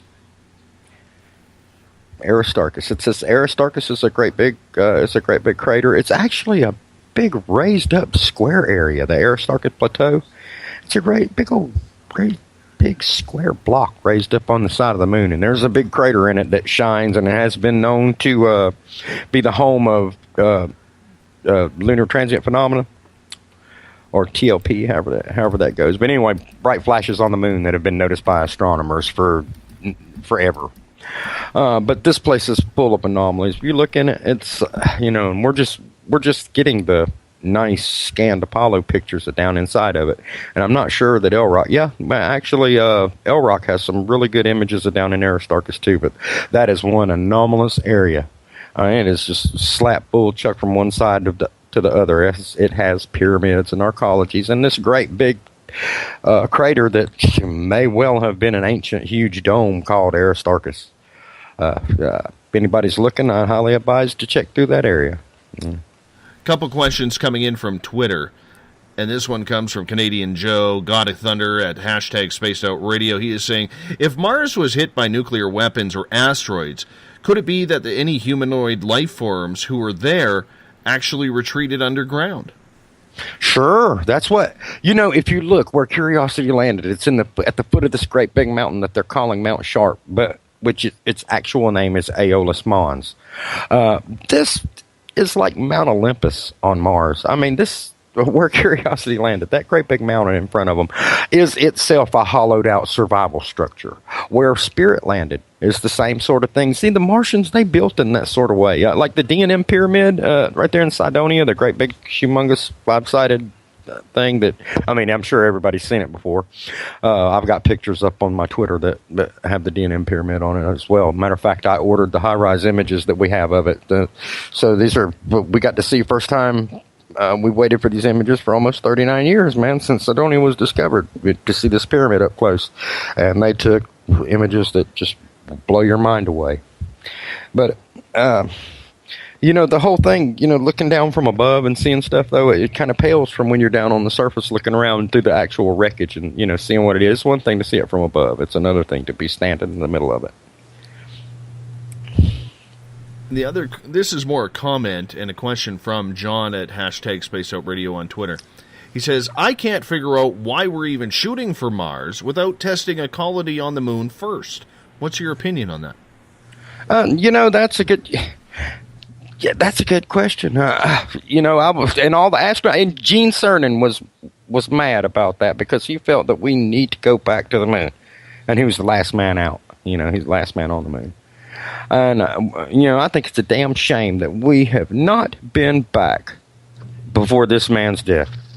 It really is. It's just, it bugs me.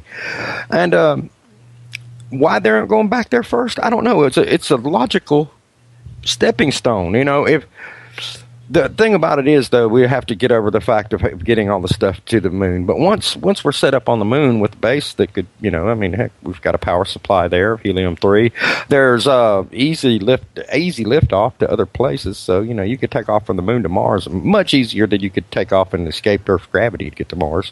So, yeah, that's a good question. They should. And in all honesty, they should, and I'm all for it. So we need to talk to somebody, don't we? Do you think we're already set up there? It could be, and that might be the reason for the secrecy, why they won't go there. Because when you think about it, the best surveillance place on Earth is its moon. You think about it, the moon goes over the whole Earth every day, man. Every day. So, John's follow-up question is: do we have anything left on the moon big enough to see with amateur backyard telescopes? No, we don't. No. Just plain simple answer. You're trying to look at something, the Apollo craft and stuff that are on the moon and the little rovers and stuff that have landed and all the little missions. They're basically pretty small. And so, unless you could see, 250,000 miles, if you could see a Volkswagen that far with your telescope, then I don't think you could see one on the moon either. Plus, you have the obscuration of the Earth's atmosphere to deal with as well.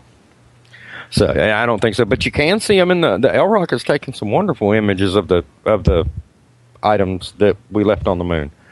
And you know what? Matter of fact, there's supposed to be a civilian mission that is going to put a rover down near the Apollo 17 landing site. And I think it's kind of funny because there's also that right after they announce they're doing that, they have to stay like 250 yards or so away from any artifacts or any tracks left by the Apollo astronauts because they don't want to destroy the historic, they don't want to destroy the historic site by rolling the rover up to it and maybe knocking the flag over or, accidentally starting the lunar rover and it taking off over the hill or something, You honestly can't blame them for that. That's for sure. No, absolutely. It's historic, man. And so many people would say we didn't go. Well, guess what? We're coming to an age where we're actually going to find out if we did, because the proof in the pudding is to get there and to find the artifacts that they left. Right. You know, we already got pictures of it, and you can, you know, and people can dispute, well, those are NASA pictures and they took whatever, but, you know, I look at these images, and I've been looking at these images for a lot of years, and I'm looking down in those images of the stuff, and everything is exactly where it's supposed to be and looks just like it's supposed to look. So I have to go to the side of what my eyes tell me and say, okay, it is for real. Here it is, you know. If it looked fake, if it looked pasted in, if I knew if the tracks didn't go the same way that on the EVA plan that is, you know, 40 some years old, that says they went right here and come back and has the actual coordinates, if that wasn't the same on the photo, then I would say something. But they're all exactly kosher like they're supposed to be. So it's either a very, very well done cover up, well able to keep out from under one of the most prying eyes in this entire business, or they actually did. A lot of people will say that you, Keith, sound so matter-of-fact about your information, what your thoughts are, what these photographs are, the meaning behind them, so on and so forth. And I'm sure you've not only read but heard your own critics. Mm-hmm. How do you define for your own self the difference between your own personal theory and what people may perceive as you saying factual information? Oh, well, I mean, it's all theory. It's all theory. Factual information, you know, look, when you will believe a factual information from me when you have a picture of me standing, like I've got right now on Twitter, my top picture is a picture of a statue face peering out of the side of a mound of curiosity. Now, I can say with all fact that that's exactly what that looks to be, but I would not say that is exactly what that is, and I wouldn't tell you to believe that that's exactly what that is unless you had a picture of me standing beside it with a ruler up and going, hey, you know, and taking detail photographs of either side of it. But what I want to call into play is the fact that we need to look at these things because they do appear to be something. You know, not so much as it is what it is. I mean, we've come across some pretty convincing things, man. You know, that's all I can say. There's no, is it a definite, is a fact. You know, it's all tentative. You know, anything I say and anything I discover, no matter how convincing it could be overthrown tomorrow by another image that shows that's not what it is, or, you know, whether that's faked or not and put in, or you know, something doctored, or it's a hit. Yeah, hey man, that kind of stuff happens. But the fact of the matter is we need to get the whole message out that this is what we're seeing, and you cannot disqualify every one of the things because there are hundreds. We have hundreds and hundreds of these interesting little things. They're all over all these hills and all in all the orbital images, and you can dismiss one or two or three or four little things, but this is called preponderance of evidence, and you cannot dismiss them all. I've got, you know, one of the key tenets in science is that something has to be reproducible. What we've got right now is you have one agency that is the source for the imagery, and no other country has been able to successfully orbit a probe. I think European Space Agency tried, and I forgot what the official excuse was, but it hit the right spot, but it hit it too hard. Mm-hmm. In order to, you know, give this more credibility, do we not need another space agency, whether private or European, Asian? Don't we need somebody else up there taking pictures of the same thing? Mm-hmm. But, well, you know, the sad thing is about it is that they're all interconnected because, like ESA, they don't get to Mars without NASA. All right, China, they didn't get there to the moon without NASA. If they don't admit it, they damn sure stole half the technology from us. Oh yeah, right? I mean, yeah, it was obvious that they didn't. You know, they just jumped off the Apollo and went from there. They did not in any. Yes, they should. Yeah. well, see, they're all intricately tied together, and they're all under a cloak of secrecy because they all have their own beliefs on how you approach this thing. Now, I have to admit that ESA, with their Rosetta mission, and also with their Mars Express mission, you know, they did some good things, man. You know, ESA was one of the first official agencies, to approach Cydonia in the face in a reasonable manner and show us the images. And matter of fact, they even turned the Cydonia image on its side so that you could see the giant lion. Mm-hmm. Have you ever seen that picture? The Cydonia I have side. not. Oh, it No. looks like a giant lion. Well, guess what? Yeah, you get the book. It's coming out. You'll see it. But if you look, you'll find it. 'Cause it's really common. That the image is really common, but it expresses something that we are trying to show also in the book, and that is this duality thing. The face on Mars is a half lion and half man. If you look at it, Now, that's not even really having to give it much artistic interpretation. If you look at it, it's just what it appears to be. Block one side out and look, it's just kind of lion-like. Block up the other side, it's man-like. So this kind of, what about the Sphinx in Egypt? That man-lion thing, that's a symbol of kingship. That's a symbol of lordship, and that's been going on forever. So, and it's just, I don't know why it's surprising to us, but then we see this kind of thing on Mars, and, it's shocking, and it shouldn't be, because we're looking at, relics from a civilization that was humans, and this is our nature. That's things that we do because it's archetypical. You take these images and put them out there. You point out, you're using credible source material, pointing out things, you're not photoshopping, you're showing what's there. How badly are you hurt by the attempts to embellish? I saw one alien soldier on Mars, and the head is obviously a photoshopped image of an infant born with this horrible disease called ichthyosis. Mm-hmm. And I think the body was basically that 70s, 60s toy Major Mac Mason. But they made it look, at first blush, you see that. And if it weren't for my background in medicine, that ichthyosis wouldn't have popped out at me right away. The average person seeing that is not going to have my background and is going to think, oh, my God, they're really, that's the thing. I've been finding out. Look, I've never altered an image in any way, shape, or form that would devalue its validity, because to me the integrity of that imaging means everything. And even if I can't trust the official source that it comes from totally and 100%, at least I could trust my own self when I'm working with it, And when I see people that do that kind of stuff and take the images and paint on them and say it's a this and it's a that, and then they put them on their nice little click videos, post them all over everywhere, try to get people to to look on it. Now look, they don't fool most people. Most of us people that are interested in anomalies and Mars and the space thing, I'm not falling for that. But it's the interested people that see that and then it's disqualified, and then they're like, oh, it's all bull.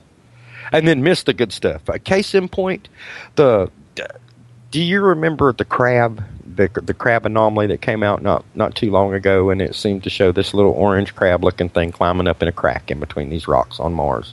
Yes, I remember. Okay, well, there is something that's there. It's a little orange blob-looking thing, but there is something that's there.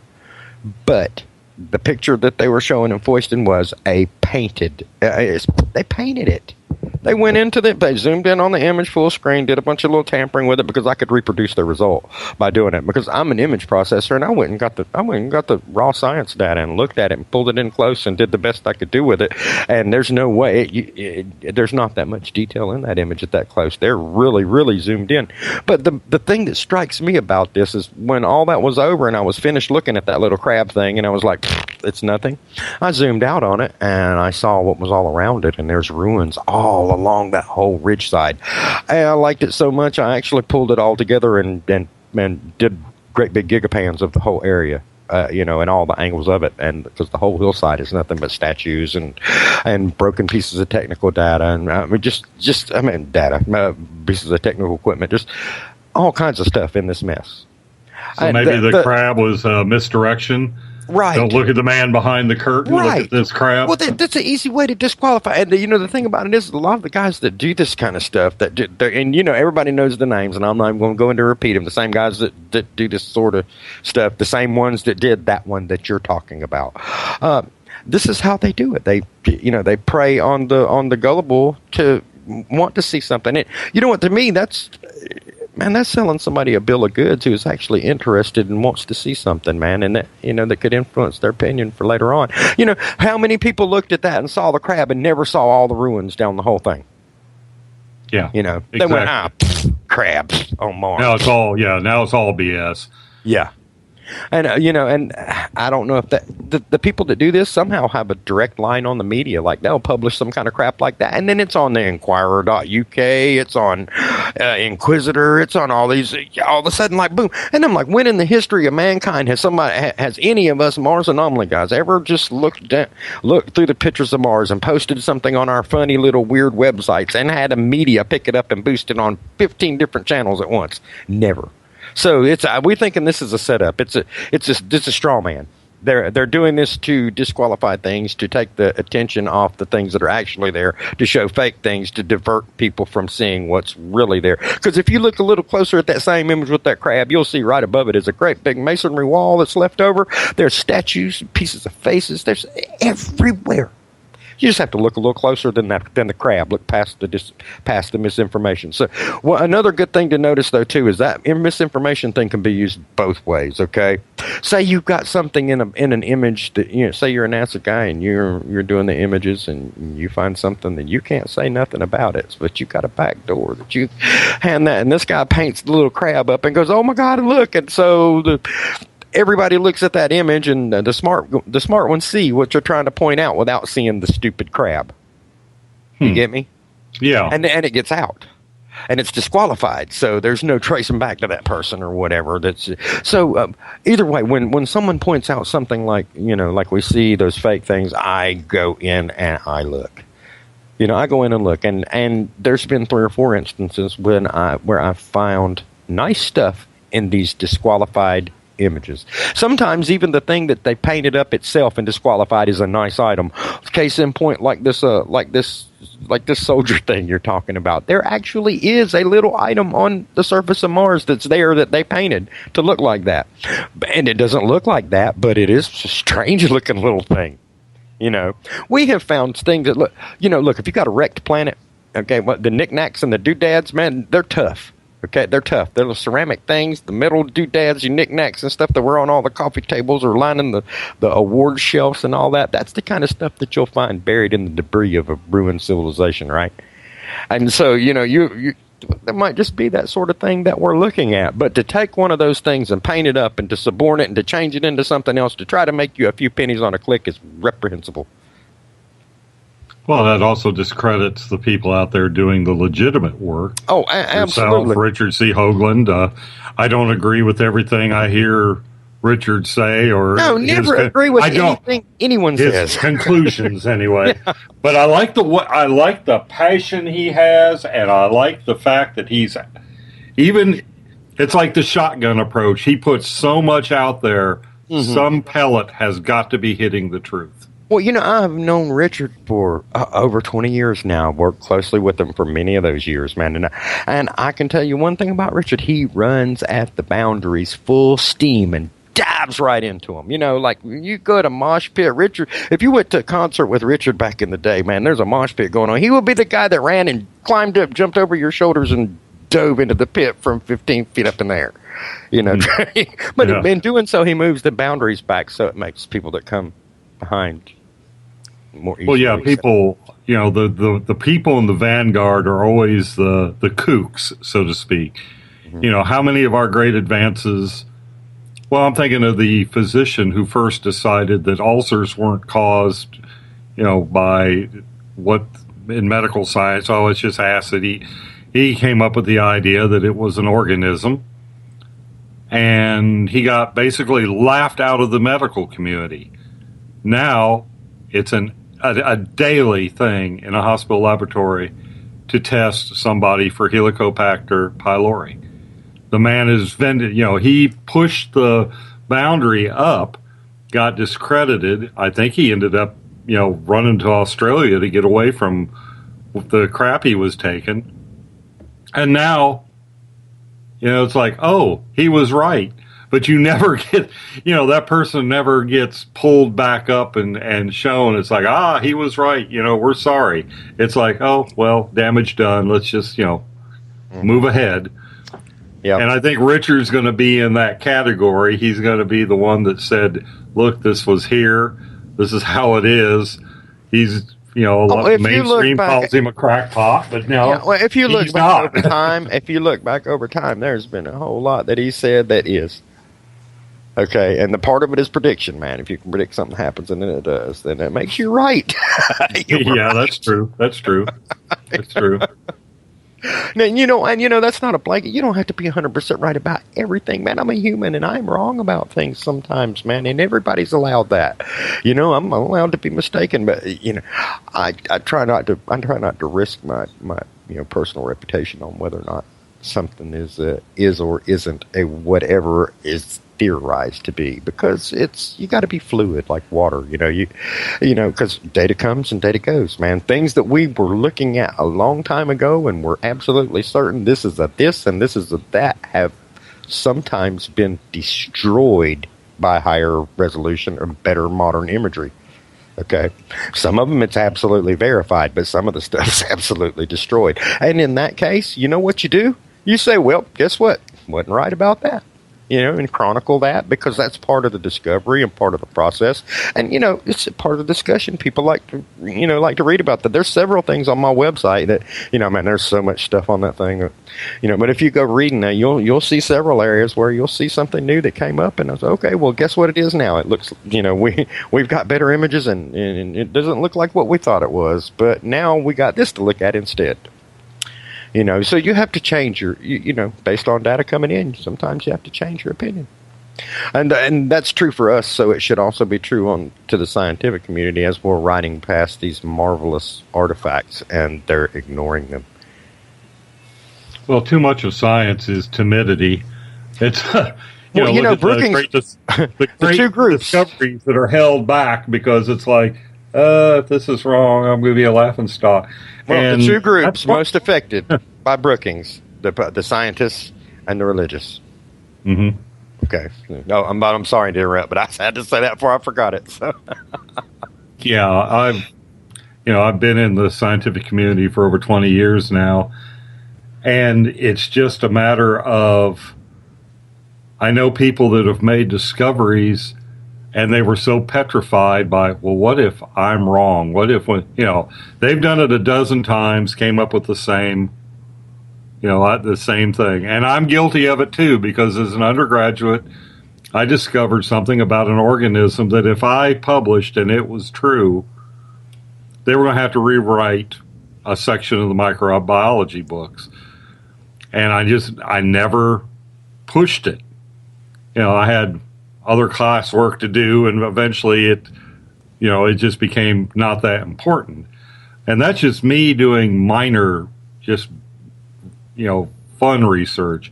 There's got to be people out there that have come up with things like theories on Phobos that maybe through use of radio astronomy they can prove. And they will not put it out there. Oh, yeah. And they won't. But, then it also... I'm not sure who runs things, or if there is a big schema, where they, say, well, this much is too much, and we have, and who all's involved in it. I mean, you get to talking, and it turns into a huge Hydra-like conspiracy, and everybody's involved, and we know that's probably not the case. Okay, but it's sort of self-censorship. It's like you're talking about. If you discover something and it's out there, then you're really reticent to put it out in front of your peers or whatever for that, because of that ridicule. It's like you're not allowed to be wrong, because then you're wrong about everything, and that's just not the case ever. Exactly. That's the point. You did it much more succinctly than I did, but that's the point. And without people being willing to take that risk and go out there and put this research out.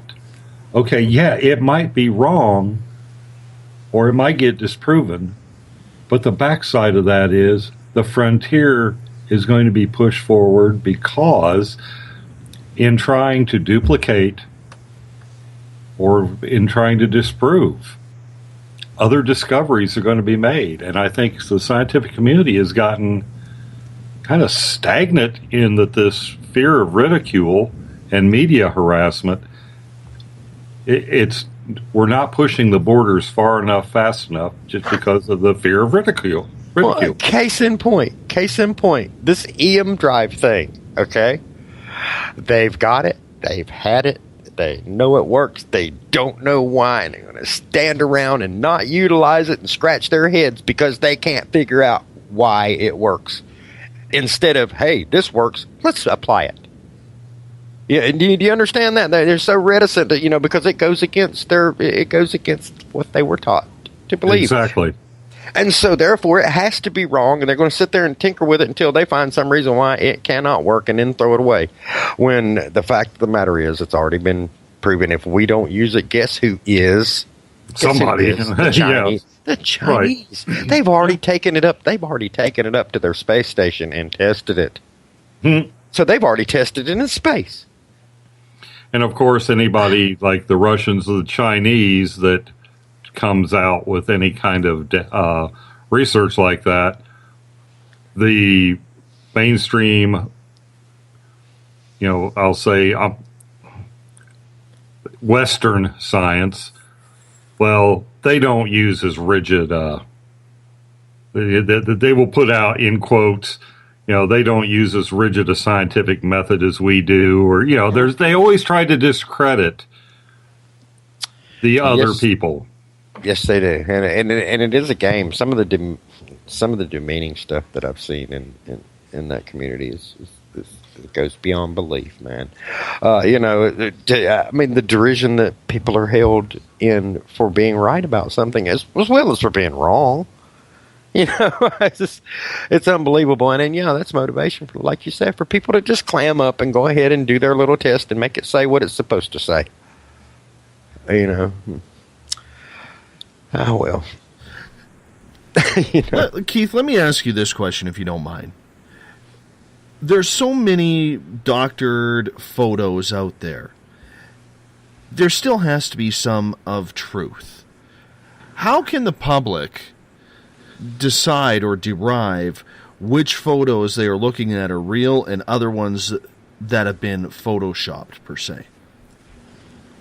You really, to be honest with you, you really can't. You can't tell if something's been doctored like that, man. I mean, there's all kinds of theories that go out. And I've seen on, while looking in the data of some pictures, I've seen what looks like a merged extra layer that could be a mask that, covers stuff, makes things look a little fuzzier and so forth. I've seen this sort of stuff.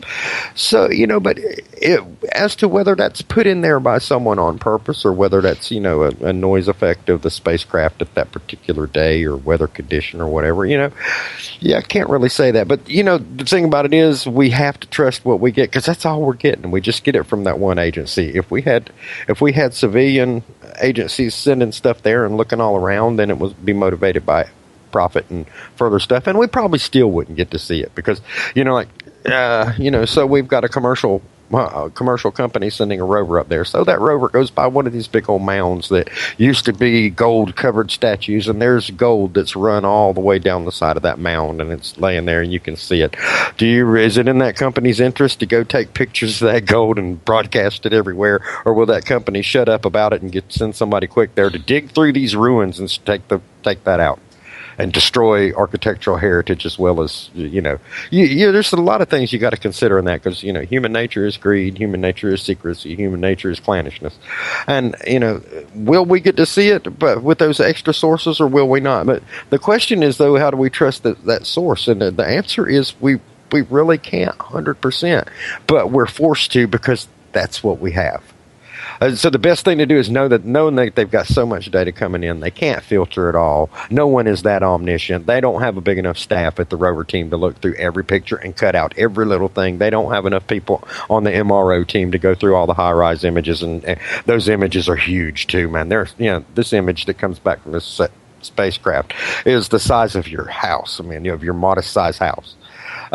You can't go through all that thing and sit through there and edit everything out. It's impossible. You don't have the manpower to do that. Man, we wouldn't get those pictures for 3 years after they came back from the spacecraft.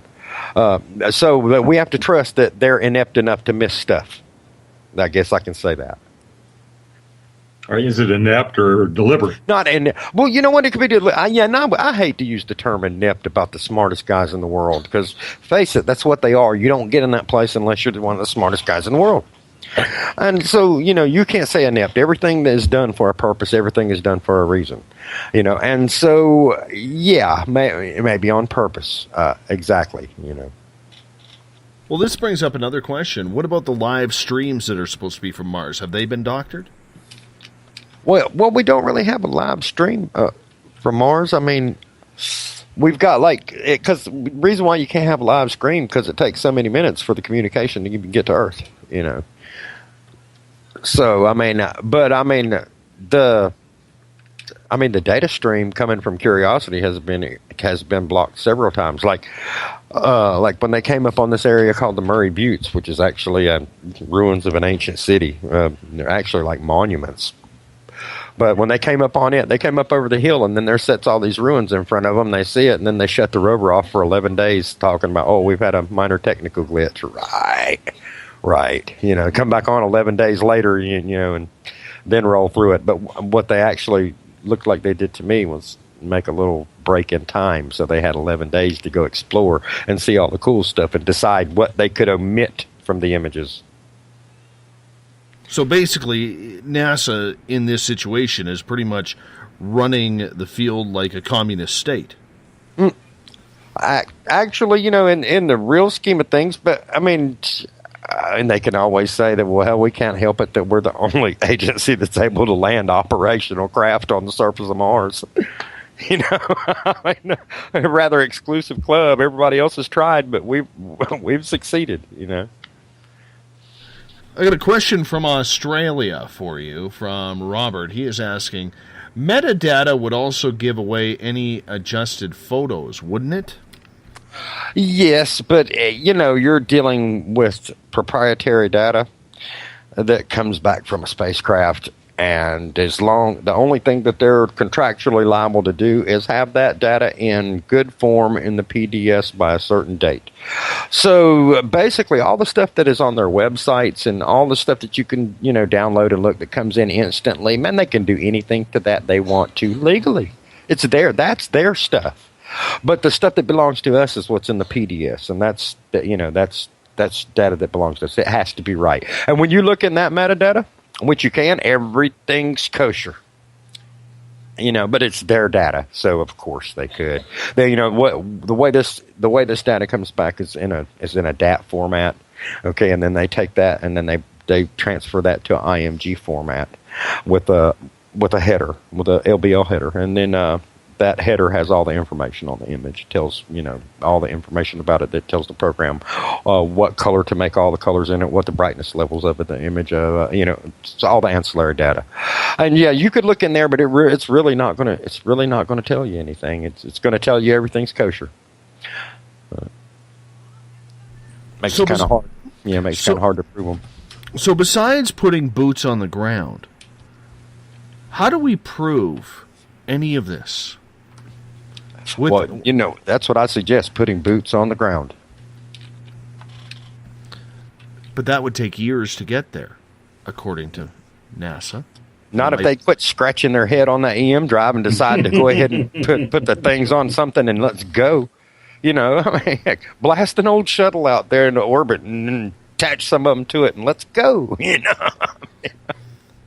Well, easier said than done, though. What's stopping us? I mean, what's stopping us? All these trillions and quadrillions of dollars and money, resources that this planet has, and all the human resources to build and to populate and go. What's to stop us? Ourselves, our lone thinking we can't do it. That's what.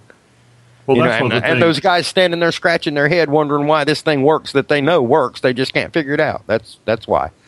They've been standing there. Well, since Apollo, we've been sitting there with our thumbs up our butts, man. Well, hiring the Russians to take us back and forth to the space station. How embarrassing, Well, that's the thing that's always got me. They talk about how we can't get away from the hydrocarbon oil-based economy. What would the oil workers do? What would the coal miners do? Well, it seems to me if we started using some of these alternate sources and started to explore space, you're going to open up a whole nother industry. Yeah, what are these people are going to have other jobs to go to because there's going to be this whole world of stuff out there that to support space exploration. Let's get together like Starfleet, man. You know, send us up there, we'll build it. Train us, send us up there, we'll build it. I've built stuff, I've made things all my life. You think I wouldn't jump at the opportunity? I'm a little old for it now, but I didn't think I wouldn't jump at the opportunity. I'm still fit enough too. Put me in a spacesuit and let me up there and build something and go. I'd be there. You bet. I'll be right there beside you.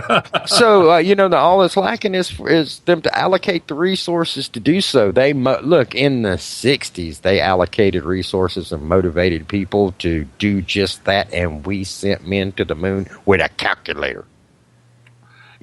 With a calculator. Slide rules. We didn't even have calculators. No. The spacecraft had a calculator. Yeah. It wasn't a fancy calculator. And the first Bomar that came out back in the 70s was probably better. My phone probably has a better computer in it than those Apollo capsules.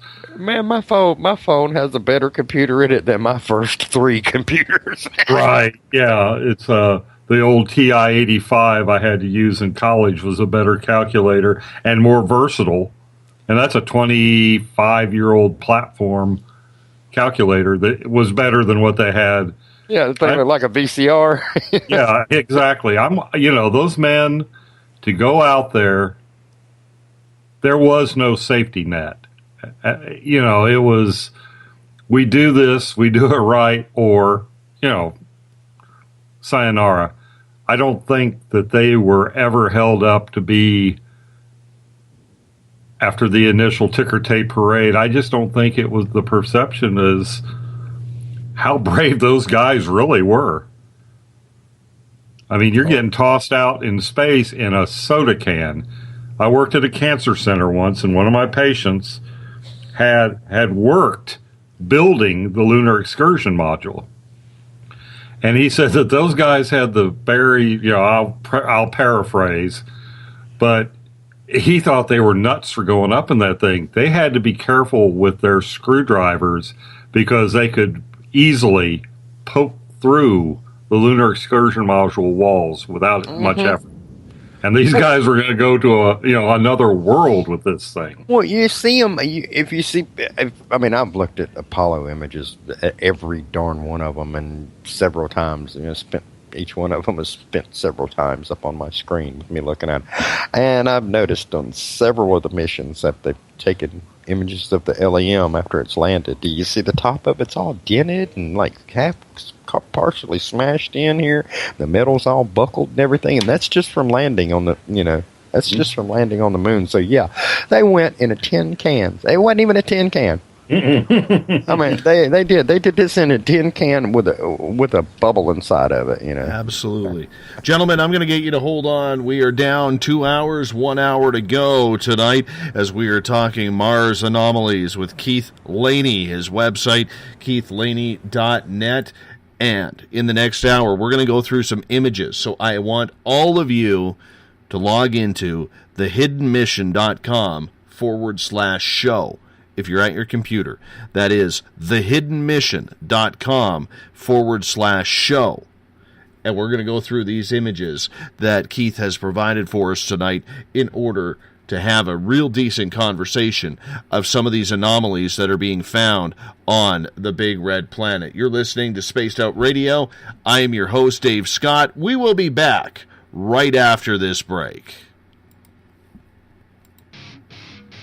The SOR Sightlines is a place for you to find answers to your strange experiences. Hi there, this is Mike Schmidt.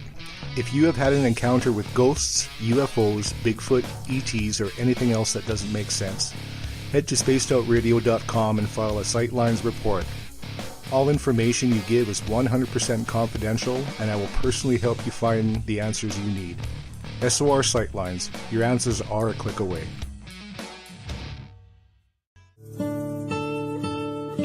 Greetings and salutations, space travelers, from the Chronicles of the Unknown team. What is Chronicles of the Unknown? I keep hearing about this thing. It's a new paranormal reality TV show based right here in beautiful British Columbia, Canada. Follow our team as we uncover claims of activity on the Caribou Gold Rush Trail. You can also follow us here every third Monday, where 2 members of our team will be available to answer your questions. We'll give you some equipment updates and some of our experiences on the road, right here on Spaced Out Radio. Hi there, I'm Butch Witkowski, lead investigator with U4Cop.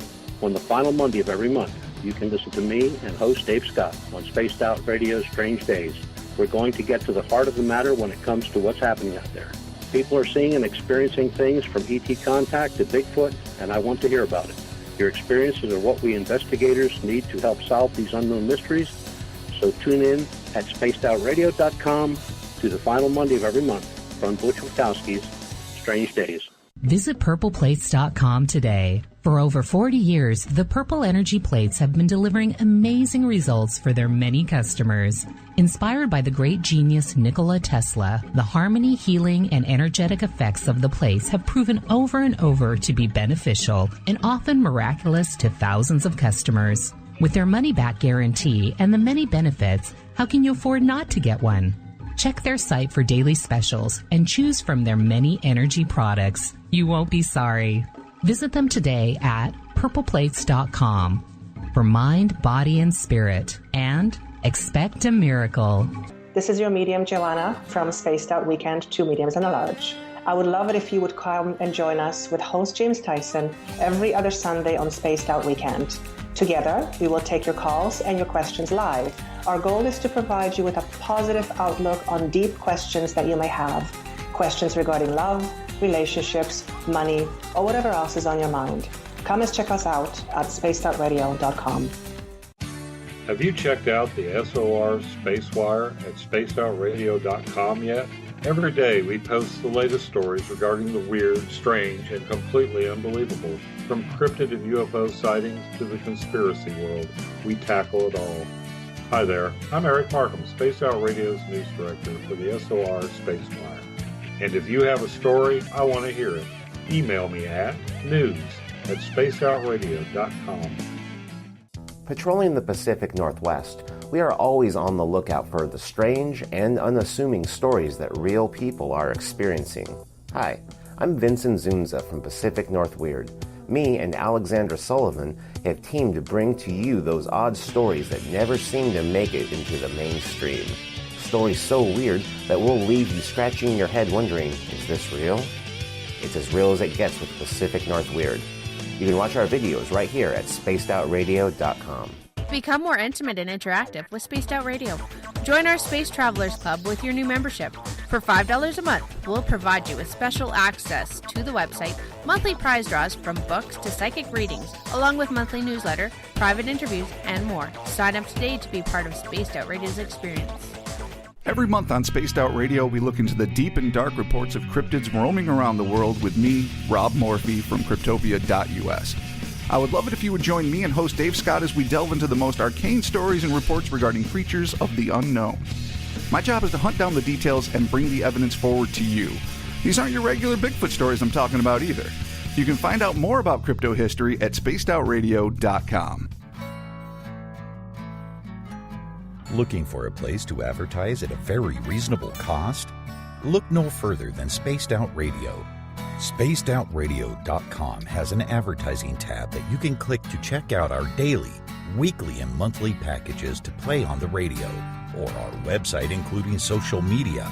From commercial spots to banners, we have it all. Check out our competitive pricing today.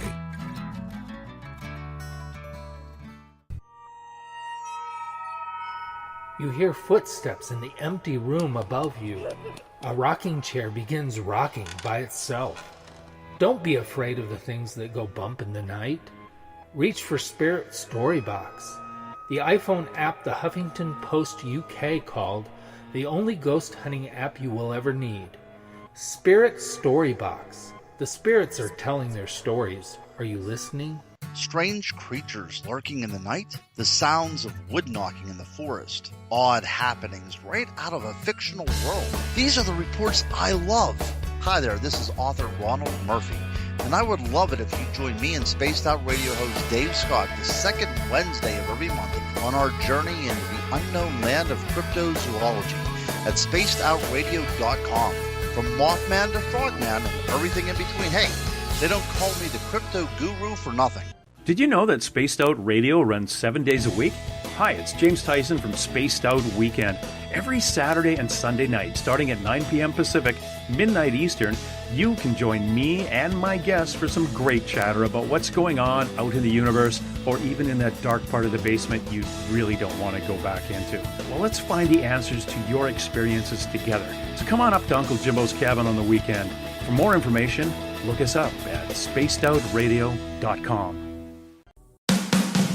The views and opinions expressed by tonight's guest and topic of discussion do not necessarily represent the official policy or position of Spaced Out Radio, Spaced Out Weekend, Spaced Out Radio Limited, its hosts, syndicated carriers, or anyone associated with this broadcast. You're listening to Spaced Out Radio with Dave Scott. Follow Dave on Twitter at Spaced Out Radio and hashtag Spaced Out Radio, and on Facebook, Spaced Out Radio Show. Now, back to the program. A child grew up too fast, went running wild. Now we don't know who to pray to anymore.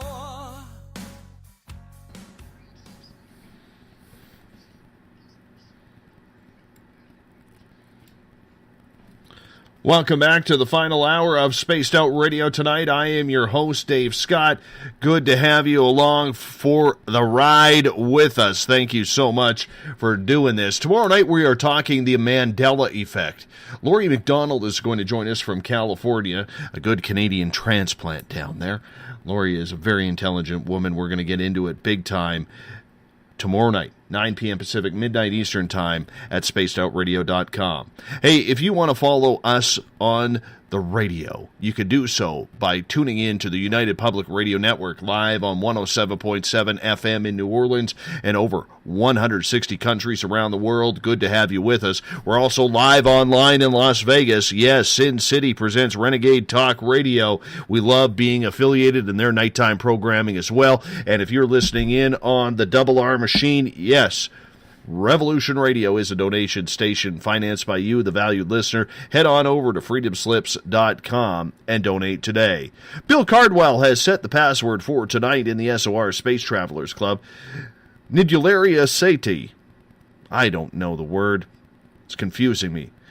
Nidularia se. Eric, I need help on this one because you're the scientist. Nidularia acea. It's a bird nest fungus. It's a genus of bird nest fungus. Well, that's your password for tonight if you're an SOR space traveler, and we do it every single night. Thanks, Bill, for throwing me another tongue twister. All right, if you want to follow us on social media, you can do so on Twitter at Spaced Out Radio. Use the hashtag Spaced Out Radio if you want to chat with me or ask any questions to our guest. You can also give our Facebook page a like, Spaced Out Radio Show. Find all our archives on our YouTube channel, Spaced Out Radio Show. Tune us in on TuneIn. Download this show and others on iTunes. And, of course, our website is spacedoutradio.com, where we have a plethora of features for you to check out, including joining the SOR Space Travelers Club for only $5 a month. Tonight, we've been talking Mars all night. Keith Laney is our guest. His website, keithlaney.net. We're also going to get you to look at another website, thehiddenmission.com/show. Now, I've posted that in the chat room, so I hope you get it, and that way you can follow along with the photos that we're going to talk about. And Keith, welcome back. Okay, good to be back. With all of the information that is out there regarding Mars, the lunar or the Mars rovers that have been taking some incredible photos, and we talked about the disinformation that is going out there. How many photos are we actually seeing? And before NASA actually releases them to the public, do you think they're taking a real clear view of what is on these photos, or do you think they're just keeping the ones that may have some really cool, intriguing images off and not going in depth with each and every photo? The latter, because emission is much easier than alteration. And if they get a data set that's got a whole bunch of pictures in it that we didn't see, we don't know about it. But if they got a data set that they put out and they paint all over, we're more likely to see that. And so it'd be much more likely that they'd omit something. Hey, they're going by something, and most of the stuff we see on these images, it's a whole lot of could be. You've been looking at them yourself. You look and you go, oh, well, that's pretty convincing, but it's still a could be. But you got so many of these could be's that stack up, and then it becomes that probably are instead of a could be. And so if they go by something that's really obvious, instead of looking on full and sending the pictures out for everybody to see it, let's not. There was a picture that they came up over the hill at this place called Dingo Gap and took a picture down in there and showed a picture of a statue head, and it's actually on the cover of the book. I put the cover of the book on my Twitter feed up, but just for a preview. But they took that picture, and then they spent the next 8 days bumbling around trying to take pictures of it from every unflattering angle that they could to disprove it. Now, and even if it's not what it's said to be, it still shows that they are looking for that. And if they do find something, they will clandestinely go around trying to look closer or disqualify it. So at least it shows that they are seeing this stuff. So, I can't believe that the smartest guys in the world aren't riding by this stuff and seeing it. So therefore, if there's something that's really obvious, I wouldn't doubt that it's omitted. But some of the stuff I'm going to show you is pretty obvious to me anyway. I've been looking at the surface a long time, and I've also been looking at ruined, destroyed stuff and ancient artifacts for a long time. So, I can kind of piece the two together. If you go to that index of show, at thehiddenmission.com, which that's my flagship website, actually. But it's thehiddenmission.com/show. And that directory, on that directory, if you go down, you'll see they're numbered. They're kind of a little bit scrambled up, but there's one that's called Candra Tetrahedron. If you click on that, it opens up a picture of this wonderful three-sided pyramid that's, really typical of some of the stuff that we're seeing on Mars. And what I'm trying to do is give you a little give you a little foreground, because this is looking down from above, and we're seeing stuff like this. And if you see this thing, it's a three-sided pyramid. It's actually in the shape of a rouleau. It's called a rouleau tetrahedron, and one side of it is, which of course is the northeastern side, is pretty much missing, but it's the rest of it's pretty much intact. Okay, well, that sort of thing. We click off of that. Go back to that index, and you'll go down to image number 2. You see the number, it says DNM combo, and you click on that, and you'll see the DNM pyramid. That's in Cydonia near the face, and this thing is huge. It's almost 2 kilometers tall. It's a little over 3 kilometers long. It's huge, and it's one of those survival things. You were talking about a survival structure. Well, what better survival structure can you get than a great big, huge, hollowed out mountain that's full of stuff? And so we're seeing this kind of stuff from above. So that's what gives me the hint. I'm going around. I'm looking down from the satellites, and I'm seeing stuff like this, and so that leads me to believe, sure enough, man, some of this might be artificial, because that's just not natural looking. It's a 5-sided pyramid down there on the surface of Mars. But the thing about it is, it's from way up, and so there's not much detail. So ordered high-rise pictures of it, and when we got those images, it gave us a real close look at it. And hold on, I seem to have lost my page here. But if you go down, you'll see go back to the image index. You'll see that there's a picture called DNM DNM Southgate. And you'll click on that, and you'll see on that DNM pyramid, at the very bottom of it comes to a point. It looks like a star. It looks like an arrowhead. And the very bottom corner of it is what I call the Southgate. And that picture will bring up and show you in real close detail what's actually there at the bottom of that thing. It's like a city. If you click on the image and you look at it, it's all laid out in city blocks. It looks like a metropolis that's just been bowled over, knocked over, and it's all laying in piles all around it. And actually, if you look, there's some stadium-shaped items that are on the surface there that, you know, it looks like maybe a divided highway that's leading up right up to the D&M and into what looks like what may have once been arched gateways. You have to always look at this stuff in a context that this is very crumbly, very ancient, very old, and it's retaining the shape of what you're seeing on the surface is retaining the foundational shape of what was once there. It looks like roads leading up to it. Yeah, you see that. Well, you know what? There's an interesting story about this because Dr. Mike Malin, who is so much Mars imagery that we've seen, has come through his hand, including all the Curiosity imaging. Well, he didn't have a hand in high rise, but he was once rumored to have said that he wouldn't believe the D&M was a pyramid if it had a 4-lane highway running into it. And then we get this image here. I think that's kind of funny. Well, here's your highway, Dr. Malin. You know, but we see that you see the round items that are in front of this of the south gate. Those are stadium-sized items, and that's really what they're kind of looking like. But you see the cross hatching and all this. It's just foundations. Imagine New York after a huge tidal wave and you know, planetary explosions or maybe nuclear, you know, airborne thermonuclear blasts or whatever. You know, if you go along with John Brandenburg's hypothesis that it was nuclear war was war that destroyed all this. But you know, I always find that very interesting. But you know, see, we're seeing this kind of stuff from up above. All right, and then we land, Curiosity lands. And really, the first really good, clear set of eyes that we have on the surface. You know, Spirit and Opportunity are really nice, but the imaging capacities on them are rather limited compared to Curiosity. But if you click out of go back to the image index again, and there's another D&M pyramid image that's actually the western side, because there's another, just like that south gate, there's another one. I tell you what, let's go there. It's number 4. It says D&M West Gate. Just to show you that, you know, all around this pyramid, this thing's it's like 3 miles long, and all around this pyramid is this stuff.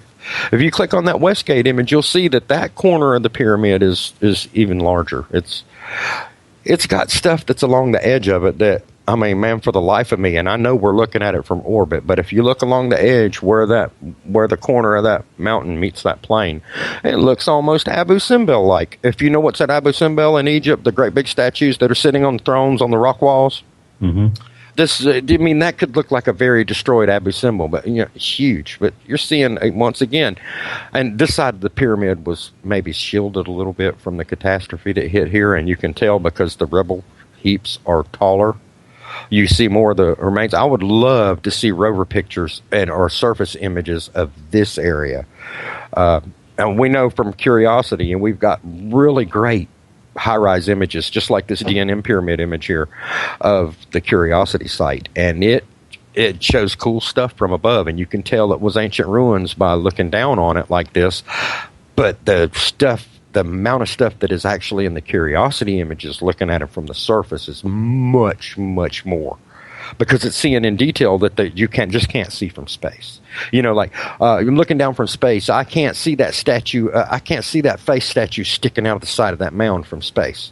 But Curiosity's rolling right by it and sees it just perfectly, whether it's admitted or not. So, well, let's click back off of this and. Oh, okay. I've got a great one here on number 5 in the index. It's called Archaeology Collage. If you click on that and you open up, you'll see it's not. The couple little examples that I just showed you are by far from all. I mean, I've got high-rise images ordered of every one of these little cuts, plus about 100 more items just like this. And you see this is pyramids and tetrahedrons and weird shaped archaeology buildings. Some of the pyramids are 4-sided. In the bottom left corner there's a 6-sided building and that looks like the Sith symbol from Star Wars. And then to the right of it there is a symbol that looks like the Jedi symbol, man. And I cannot make this up. Can't make this up. It's right there on the picture. Look at it. That's what it looks like. The one on the left looks like Mickey Mouse. Yes, and it looks like Mickey Mouse. You find this now. They can't. It writes itself, man. It writes itself. Now, isn't it something how that franchise, that Star Wars thing, is now owned by Disney? And so we got the story. What we have is a story of good and evil on this one mesa, along with the little storytelling mouse, which is kind of funny. If you look, another thing I'd like to point out here is if you go the second image over from the top, on the second column, the second image from the left, I want to see this thing really well, because if you ask me, that looks like another face. I mean, in a big one. I would agree with that. It's the size of Cydonia, and it is in Cydonia. Most of these images, see, an area that I searched on, and I mean, I've waited for the longest time for us to get really good context imagery and be able to go in and look at an area up close without having to go in and order imagery and wait for it forever. Well, they've got these layers on the maps now that we order these images from, so we can scout really well. And this has given me the opportunity to scout in detail the whole coastline of this area. See, the whole southern part of Mars is just heaped up and piled and destroyed. But once you get near the old coastal dichotomy of the northern hemisphere, it's like it wasn't destroyed. So areas like Cydonia and other areas like over in Elysium that have their ruins and so forth have survived. Like, okay, if you look in the top right hand corner, there's a football shaped mound. There are 3 football shaped mounds. That's in Elysium. There are 3, or Cerberus Elysium area. There are 3 mounds like that within an area of maybe 300 square miles. So we have these things all over the place, and as this imagery comes in, we'll be seeing this. It's not going to be the first or last time we're going to look at Mars, and it's going to get better and better because we are going back. But I'd like to just it makes me happy to be able to lead the way and be able to point the way to this stuff, because one day we're going to be digging into these things. One day we're going to be digging into it's worth digging into them to find out our heritage. What else carves a human face on the surface of Mars? What would do that? Would an alien carve a human face on the surface of Mars? I don't think so, but a human would. And we see human faces there, therefore, so being but logical extension. And we see so much stuff like the pyramid that's in the middle row, the second from the second from the far right, with the once again northeast side all messed up. That kind of stuff is everywhere. I mean, this is what 14 examples out of 99 that I've got, or more that I've got added and ordered, with more coming in as I scout and find them. And I wish there's more people doing this, but I wish they had adequate like me. I can go in and target any little area on the surface of Mars at any time. I roll right through it and look, because I've studied its geography, I've studied its areas. I've been with this program looking down from satellite since it was Viking. And that all the way through MGS, all the way through, everything that came down the pike, I've watched and looked at. So it's easy for me, but I would really like to have a hand in doing all this, because there's just so much, and there are people that are stepping up and doing this, and for that I commend them all, because it's in the face of adversity and everybody telling you're a nut, you don't know what you're doing, and it's pareidolia, but the truth of the matter is there's something there to be seen, and it's drawn to you, or you wouldn't be doing it in the first place. And that something is the voice of these people that lived here, and because it was us, man, and their story's not being told, and it's up to those that see it to tell it. Okay, so now I've established the fact that there are arcologies and there are pyramids and stuff. They're all over Mars. It's I don't want to use the adage, but they're like used condoms on Lover's Lane, man. They're everywhere, but that doesn't minimize the importance of each one of them. They're all cultural and iconic artifacts of an age gone by and a glory that we once had but don't know about, man, like amnesiac stupid little children. All right, so let's click off of the arcologies now. I want to take you to so here's what it looks like when you got these pyramids and stuff all over the place. Well, here's what it looks like when you land in front of them. If you go to image number 6, which is called Phoenix Gate, WB. Hey, Keith, before we go over there, I want to ask you about one picture on number 5 arcology collage.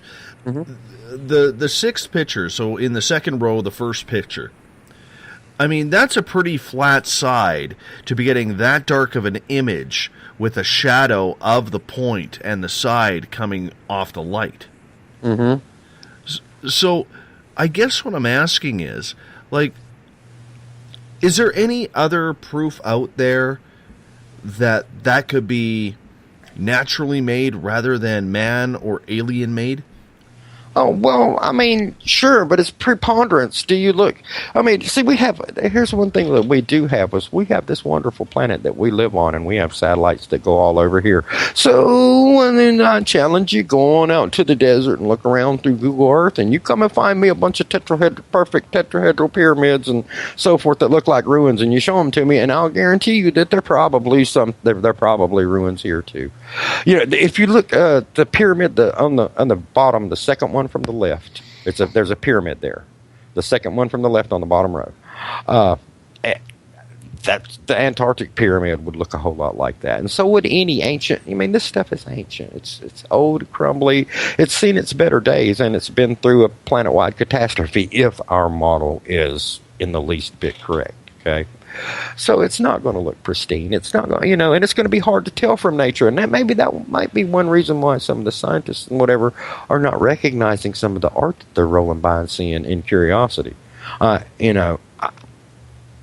It just boggles my mind sometimes. But, well, let's come off of this. We established that there are these strange shapes all over Mars, whether they're natural or not.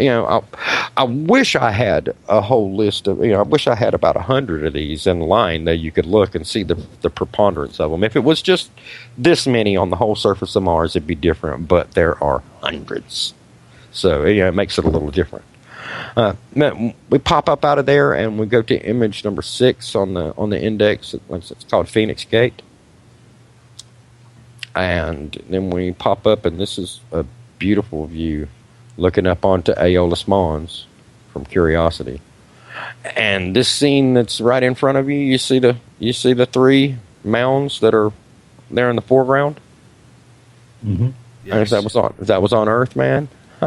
Giza looks like that, doesn't it? Look at the stuff that's in the background up on the hill. As I say, to the right, it looks like a crumbled city. Yeah, well, that's where we're going. That's where Curiosity is heading. And I mean, and if you look, there's so much in this image, and I mean, there's so much in it if you look around to the sort of like along the bottom edge of it. If you roll along, there's a Mount Rushmore looking area that's got, it's got regularly spaced.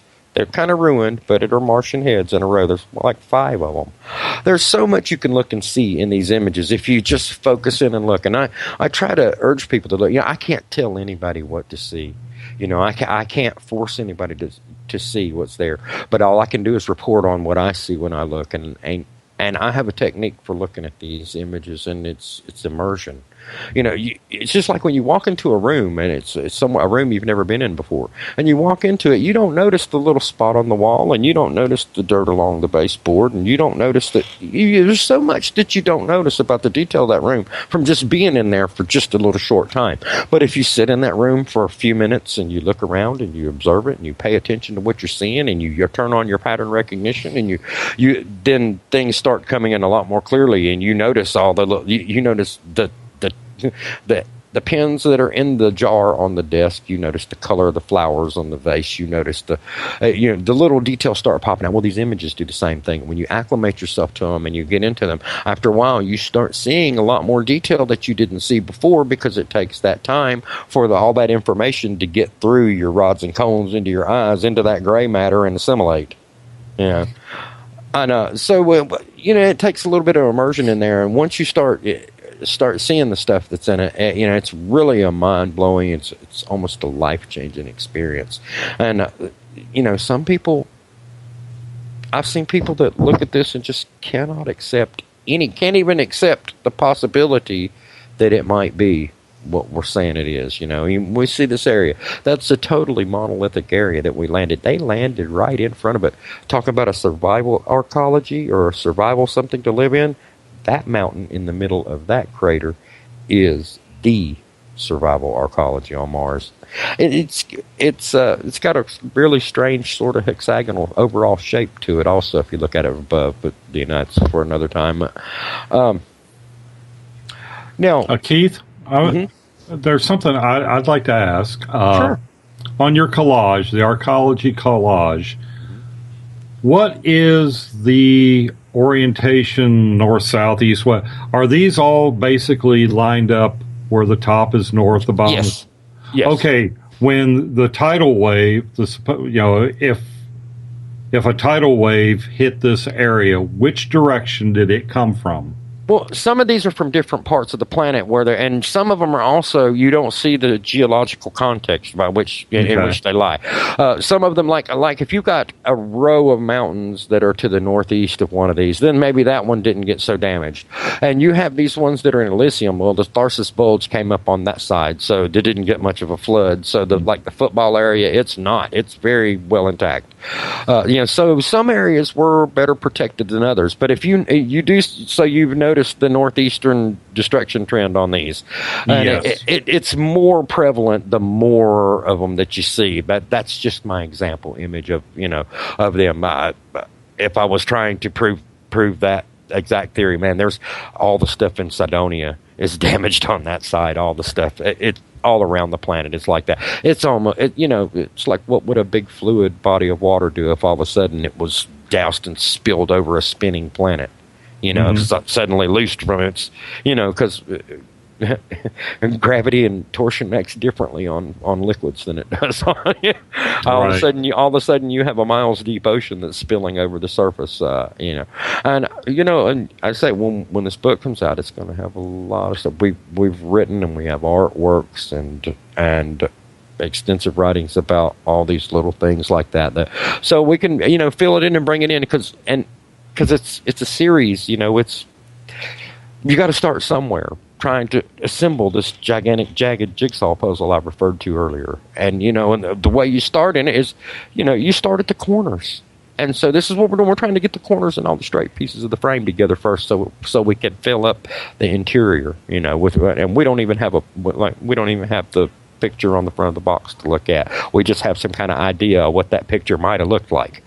So that it's a monumental task, but the more we look at it, the more information starts shaking out of the noise, and that sticks. And one of those is that northeastern side thing. And I'm glad you're taken by those archaeologies, because I find the search from above entirely interesting, because we know what archaeology looks like from above on Earth. We know. We've been looking at it for years and years. When we see those same patterns, the same linearities, the same pyramidal shapes, the same from up above on another planet, man, that to me, that's the reason I do this, man. Yeah. But hey, I got a quick question here from John on hashtag Spaced Out Radio on Twitter. And he is asking, Keith, in your research, are there any pyramids on Mars that seem to be aligned with any stars or constellations? Well, I don't do too much of the alignment and stuff like that, but we know that Cydonia is very much lined up like the Pleiades, and I mean, in other areas we haven't really tried to fit models to, because it's just now shaking out where we're starting to find the other metropolitan areas that are around on Mars, and we haven't really applied haven't been able to apply the geometric photogrammetry to them. And I'm sure it will happen. The more it develops. But as far as for now, the only one that I know of for sure, that's Cydonia and its alignment with the Pleiades. I've seen one somewhere when I was gearing up for this show that shows the alignment. It's the same as the Giza Plateau, where it's in a line with the Belt of Orion. Mm-hmm. Yeah, well, it's the same. Here's what clues me is this is more human than alien, is because the same symbology has survived throughout the eons. We've been pyramids, groupings of three. Yeah, the same thing has been going. All right, so that's the kind of stuff we see. We see that when we land there with Curiosity, man. From a distance, we got pyramids everywhere. But right around in that picture around Curiosity, there's not that much. But if you click up, if you go up toward the top of the page on the index, it's number 10, and it says Victor is right. And you click on that one, you'll see some. I pulled us some. Yeah, I pulled us some pictures up off of this is Sol 45. On day 45, Curiosity took a picture of the whole mountain. And on that picture was all kind of stuff, man. I mean, just all kind of stuff. But a friend of mine on my forum went and was looking at it, and he couldn't believe how much he thought it looked like archaeology, and he went and got pictures of archaeology and compared them. And I mean, it's amazing how strikingly similar. Like that top picture, that's I think the one on the left is the white ziggurat in Iraq, and the one on the left is definitely something that looks just like exactly the same that's on the surface of that mountain. And the number 2 is the Sphinx thing. And the first day this image hit, the first day that NASA released the image this wasn't made from that image. I processed my own images from the raw science data. But when the image, when I first discovered that face, that image was fresh off the presses. I zoomed in on it, and it was the first thing. I mean, I just scrolled my wheel, and that popped up when I was at full zoom, and I was totally. That is uncanny. Totally blew my mind, and I went. You know, and I'm showing people, and you know, and everybody's like, "No way, man! There's no, you know, that has to be a trick. That has to be." But guess what? It's not. It's the headdress. I can see the eyebrows, the eyes, the nose, the cheekbones, the lip. If that's pareidolia, it's the best. It is the best. That I was actually going to ask about that image, because as soon as I saw it, I saw a Egyptian style headdress. What we know as an Egyptian style headdress, well, like a pharaoh's head.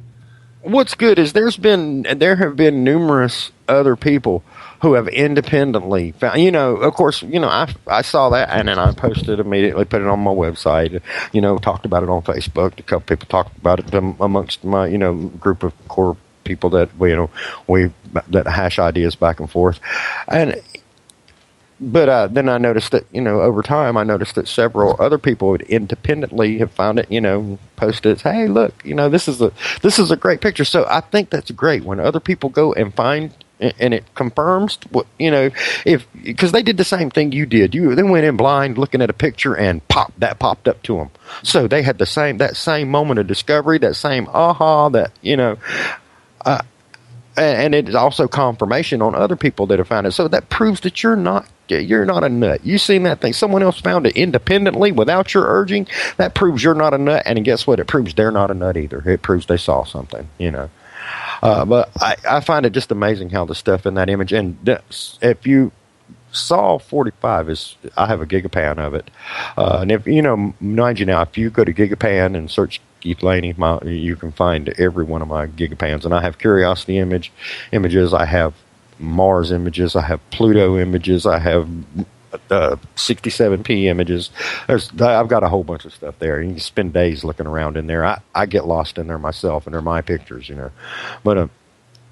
But this is an example of some of the archaeology we're seeing there at just this local curiosity area. So if it looks like this from up above, you know, we're looking down, we see pyramids, we see all this bunch of stuff on the surface. Then we get down on the ground, and from a distance on the ground, we see ruined pyramids and ruined city.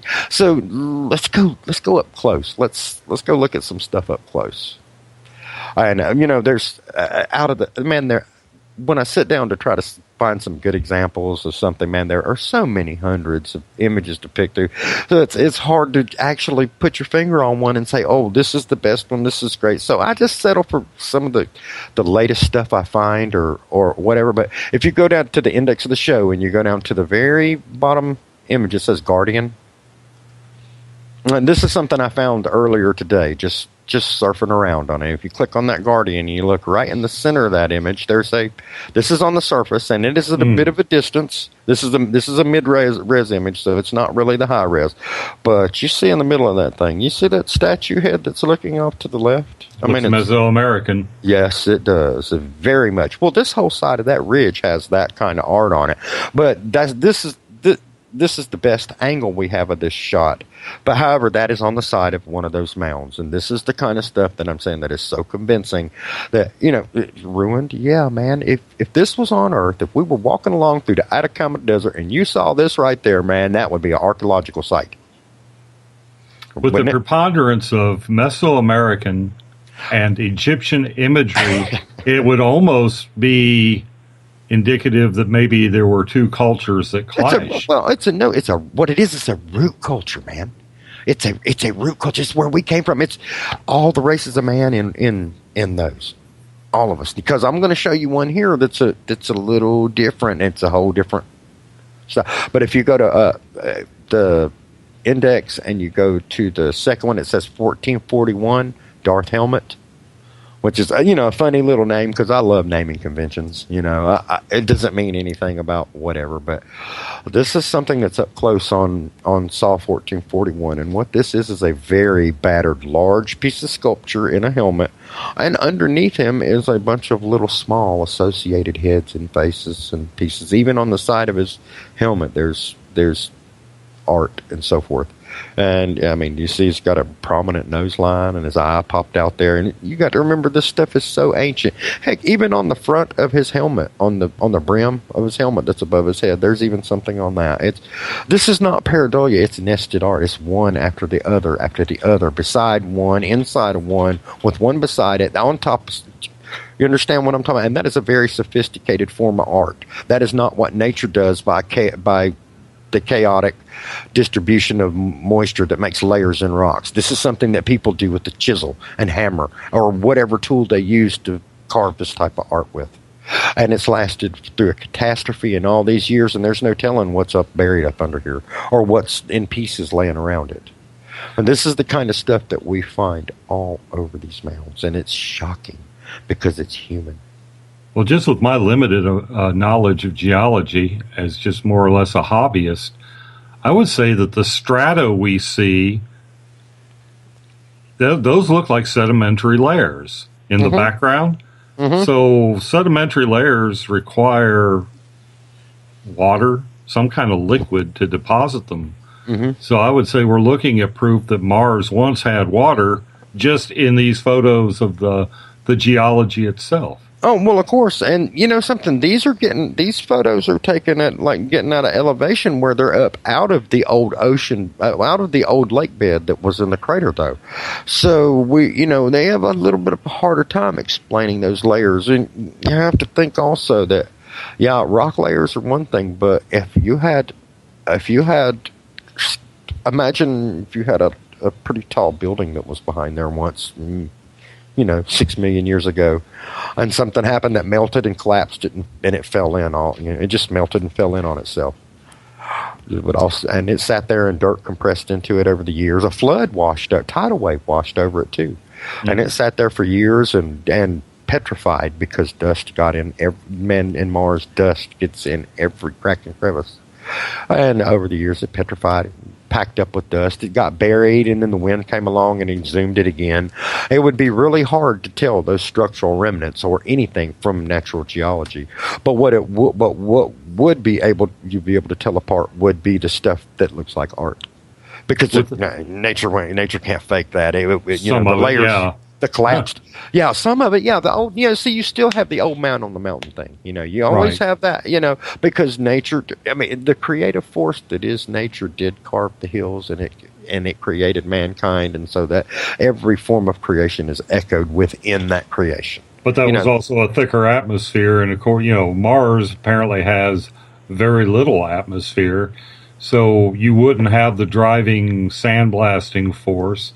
How old do you think that, just your own gut feeling, I know without being able to take any kind of Mars geology. Well, conservatively. How old do you think this stuff is?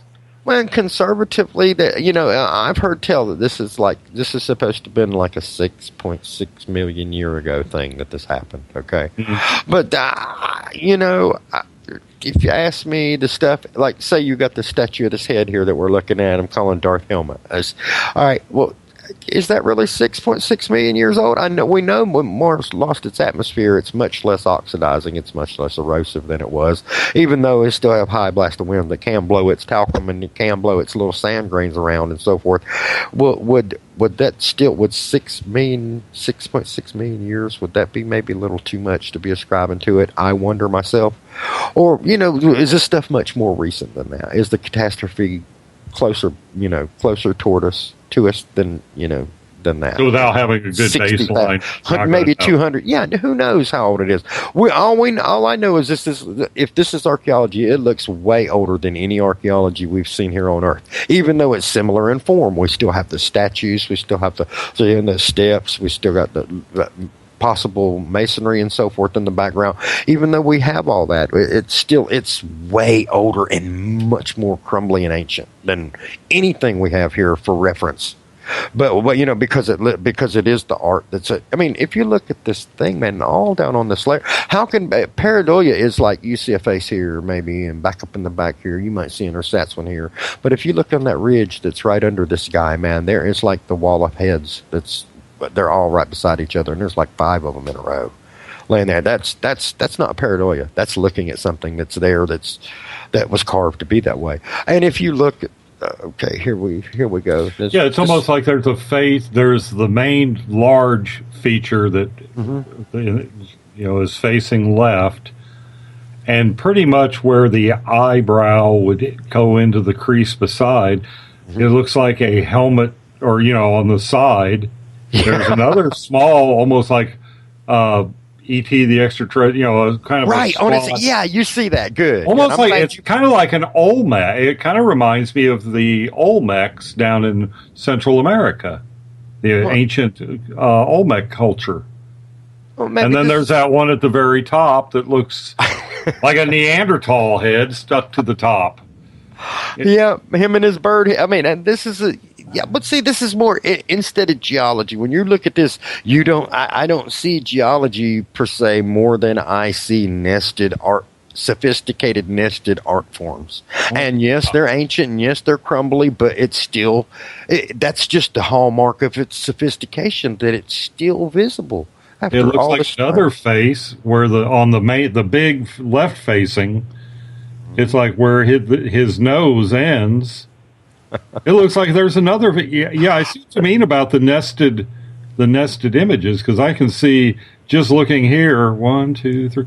There's like 4 face-shaped artifacts. No, that's exactly what. How is that pareidolia? No, that's high art. Yeah, that's high art. That's not pareidolia. That's high art. If it was pareidolia, it would be some kind of ersatz. You would see Jesus on it.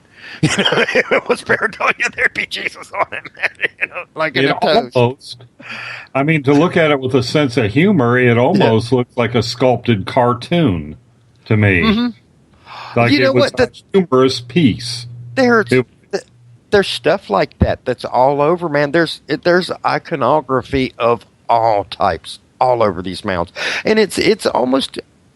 Look, this same culture, if it was a root culture, look, man, we came up with Bugs Bunny. We came up with all those little Lord of the Rings characters. We came up with all that stuff, and look how strange they are. And what if they were all carved? What if we set to carving our entire culture and all our cultural iconography into the stones? What if we were powerful enough where, like the Ambition people on the Rosetta movie, man, where we could just shape the world around us with our thoughts and our you get what I'm talking about when I created a world, I could just pull the dust of a cosmos together, and people of that power or whatever, man, if you could make the whole surroundings around you beautiful like that. Or it could also be a hallmark of its age too, because if you have successive carving after carving after carving all over everything, it takes years and ages to do that.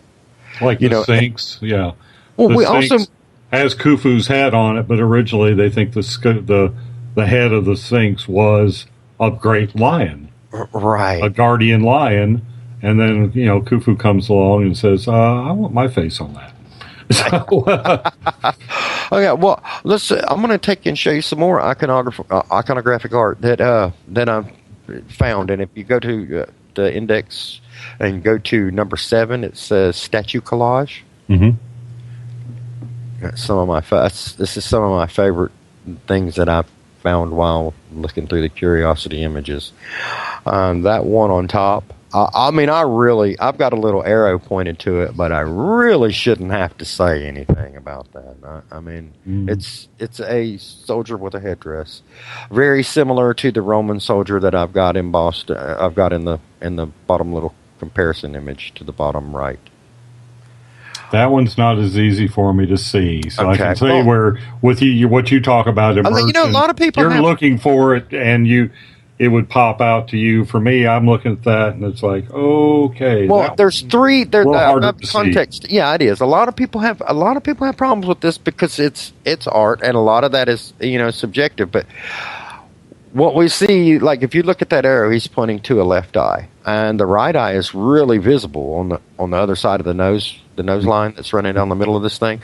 But like I say, all this stuff is very subjective, and you're looking at if we were walking through an actual archaeological site, you could walk right by a Venus laying there, with the face knocked off of it and the arms broke off and not know what it is.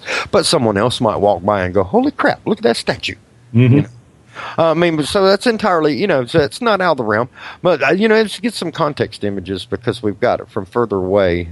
1441 caught it from a little further away at a side angle, and you can see the profile. It's got like a feathered head, not really feathered, but it's got a headdress. It's got a face, but it's crumbled statue, and it's in a groove that's in the mountain that may have once been an opening, right?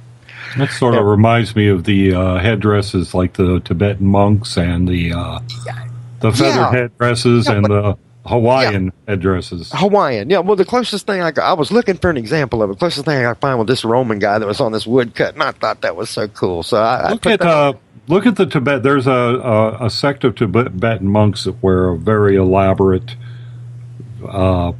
headdress. Give that a look sometime. I think you might see a similarity there. And that's pretty awesome. We'll have to do that. But when we scroll on down a little bit and we see that we rolled past a bunch of stuff that was real similar to this. We got a statue that's on the end of a mound. At the very last mound, heading out of those before they head out onto the plain that leads straight up onto Aeolus Mons. And when I saw this, they made this an APOD. They put this right out in front of everybody. Now, this picture is not the highest resolution I have of that, but it's I wanted to make something that wouldn't kill bandwidth on everybody's computer that they just too big for them to see on their little screen. But this thing is another one of those, just like that Darth helmet was. He had his associated statues all around his base. This one is covered with them. There's like 14 different statues along its base, not only counting the one. I mean, look, this thing's been through something. The whole end of this mound is really smashed up, and he's in a pretty good shape. Well, that row along the bottom, it looks like, okay, here's an invert for the people following along. On the right-hand side at the base, there's an inverted triangle. Next to that, there's a right side. It almost looks like an arcology in, laid out in little triangles. There's three of them. There are a lot. I meant to. There's some places all along these mounds where it's mason. They had a sort of. It's not like Bucky. You know how how Buckyball looks, right? Yes. Okay. Well, it sort of like that kind of construct, like hexagonal blocks that fit together. I see exactly what you're talking about. I'm glad you pointed that out because I was so busy looking at all the various statues that are across this thing, never really noticed that it was made out of the same sort of blocks at the foundation level. Right. It looks like a decorative motif to me. Yeah. You have an inverted triangle next to a right side. It makes a zigzag line, doesn't it? Yeah, right. It makes a repeating zigzag line, which it would be just right for a base of that thing. And I'm proposing that thing is a statue very much like the one that you see on the right, which is in Bayon Temple in Cambodia. And in Bayon Temple, this is not the only one there. That thing is face after face after face after. Right. And the structures, I find that the Hindu structures and the Cambodian structures also are represented here on Mars too. Just like we were looking, the Egyptian stuff, the Mesoamerican stuff. We also have the Cambodian style stuff. If you look at the Cambodian style and compare it to Olmec, you've got that same white nose, the same fleshy look. The chin is, the facial features are the same, so even the eyes, if you compare to an Olmec, they had the epicanthic fold in theirs. So it's like there's a root culture that was all over the place at one time. Well, maybe something that I'm noticing, if you look on the Bayon Temple picture on the right, if you look in the bottom right corner of it, you'll see that brown another face. Yes, it's another face. And this is the kind of stuff that you'll see here. Like if you look at the picture to the left, if you look to his left, there's another block. Actually, this statue may have once been gold plated because do you see the yellow material that's in the crack? But there's also another. There's just like that left facing like a profile. Right. There's a large crack coming down, and it looks like a sandy plain, but it's almost like an eroded. You can see where the relief where the eye socket would be. It's obviously eroded, but you can almost see a profile there. I'm not gonna lie. Looking at that one, it looks like a profile of Homer Simpson. Well, that is not it's not out of the question, man. I have seen I have a picture that I don't have listed here, and it's on my Gigapans, and it'll be in the book, but it's called the Wall of Faces, and it is one of these mounds that is from one side all the way. and it's about a 50, 60 meter long mound, about maybe 15, 20 meters tall. But down the whole length of it, above and below, are row after row after row of every kind of shape and face and ersatz and weird and lion-looking dude and pig-looking dude. And it's a... I don't even want to say the word what I call it, but I call it a mental head screw. And it is, when you look through it, it's an exercise, and you're looking at that going, no way, this is real. I have to be imagining it. And so you turn it off and you go away and you look at something else for a while and you come back to it and it's still there. That's not pareidolia. Okay, that's not pareidolia. That's something that's there. And the thing about this is that this is in our iconography. Because it was us, so we should be able to see it. We should be able to see it. That's why it's so easy to see. You're looking at this yourself, and it's an aha moment. You're looking around through there, and then you go, "Oh, is that it? Yes, it is. Oh my gosh!" Then you look on the other side of it. Oh, there's another one. And then that one's inside of that one. And then this one. And then it does make you question your own eyes. It does question you seeing what you're seeing. And, as well, you can look through it and cull through that and find the best examples. Because you don't have to keep every seashell on the shore if you want a really good-looking collection. You keep the cool ones, Wow. And the good thing about it is you can find that in these. Now, to move on forward, if you go down, you remember me telling you about a triangle thing that's this is on the first mound that we came up on. It was propped up on the side of it. Everybody in the world saw it. And they put big old pictures of it right in front of everybody's face. The rover ran right up in front of it and took a picture of it. And it's a triangular shaped block that's sitting up almost like it was propped up on the side of a mound. Well, everybody looked at it, and we tried to make heads or tails about what in the world is this thing. It's just a rock sitting there. When I happened to notice that on the inside of that, it looks kind of like a raised relief, and it just popped. It popped. It clicked. What is this? And I tried to color it in a little bit on the... Which picture is this we're looking at? KL 14.4? The very bottom one. Yeah, let's see. No, the statue collage still.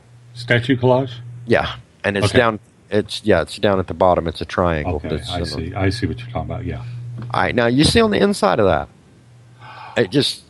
Oh my goodness! Yeah, where you painted in. Yeah. Yeah. Well, no. See, I didn't have that A. When I was looking at it, that A didn't exist yet. I didn't paint that yet.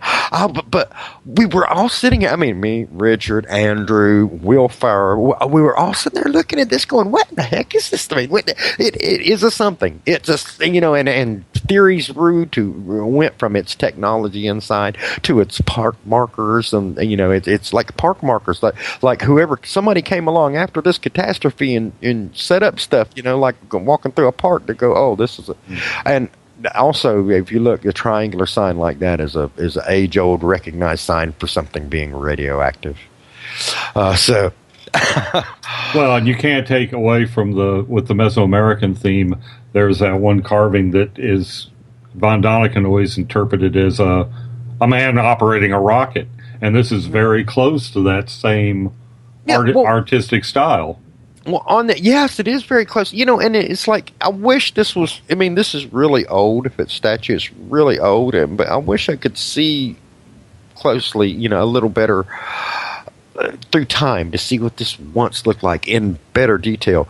But it's pretty good as it sits. The picture on the left is totally natural. That's natural. I didn't even enhance the color on the base picture that it came off of, because I like to keep things honest and nominal. If you can see something on a nominal image that you've done really nothing to,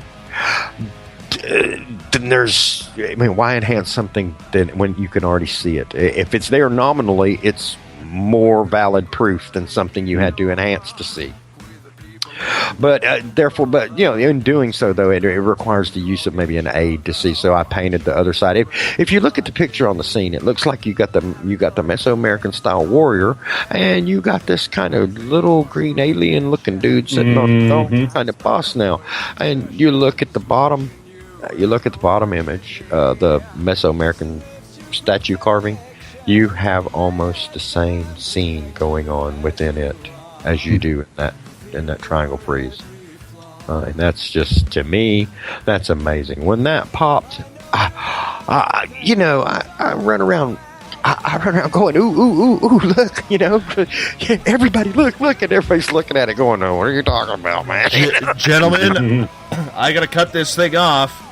And Keith, you're going to be back discussing more of these photos on March 17th, a Friday night. I want to say thank you so much for being on Space Out Radio tonight. Much appreciated. All right, you're welcome. All right, I'm going to wrap this thing up. If you're listening on the Spaced Out Radio side, you're listening to Mr. Ron Bumblefoot THAL. He brings us in, takes us out of every show on the mighty SOR. I want to thank all of you taking part in the chat rooms and on Twitter for being with us tonight. It was so much fun. We are definitely going to check things out. And remember, if you want to listen to this show and others, go to our YouTube channel, Spaced Out Radio Show. Tune us in on TuneIn, download this show and others on iTunes, and of course our website is spacedoutradio.com. The Mandela Effect, tomorrow night. Lori McDonald is our guest. We get going at 9 p.m. Pacific, midnight Eastern Time. Thank you so much for tuning in. We will do this in exactly 21 hours from now. I hope all of you can join us once again. Thank you so much. My name is Dave Scott. Eric Markham was joining me tonight. Keith Laney was our guest. His website, keithlaney.net, thehiddenmission.com. Check him out. Talk to you later. Good night.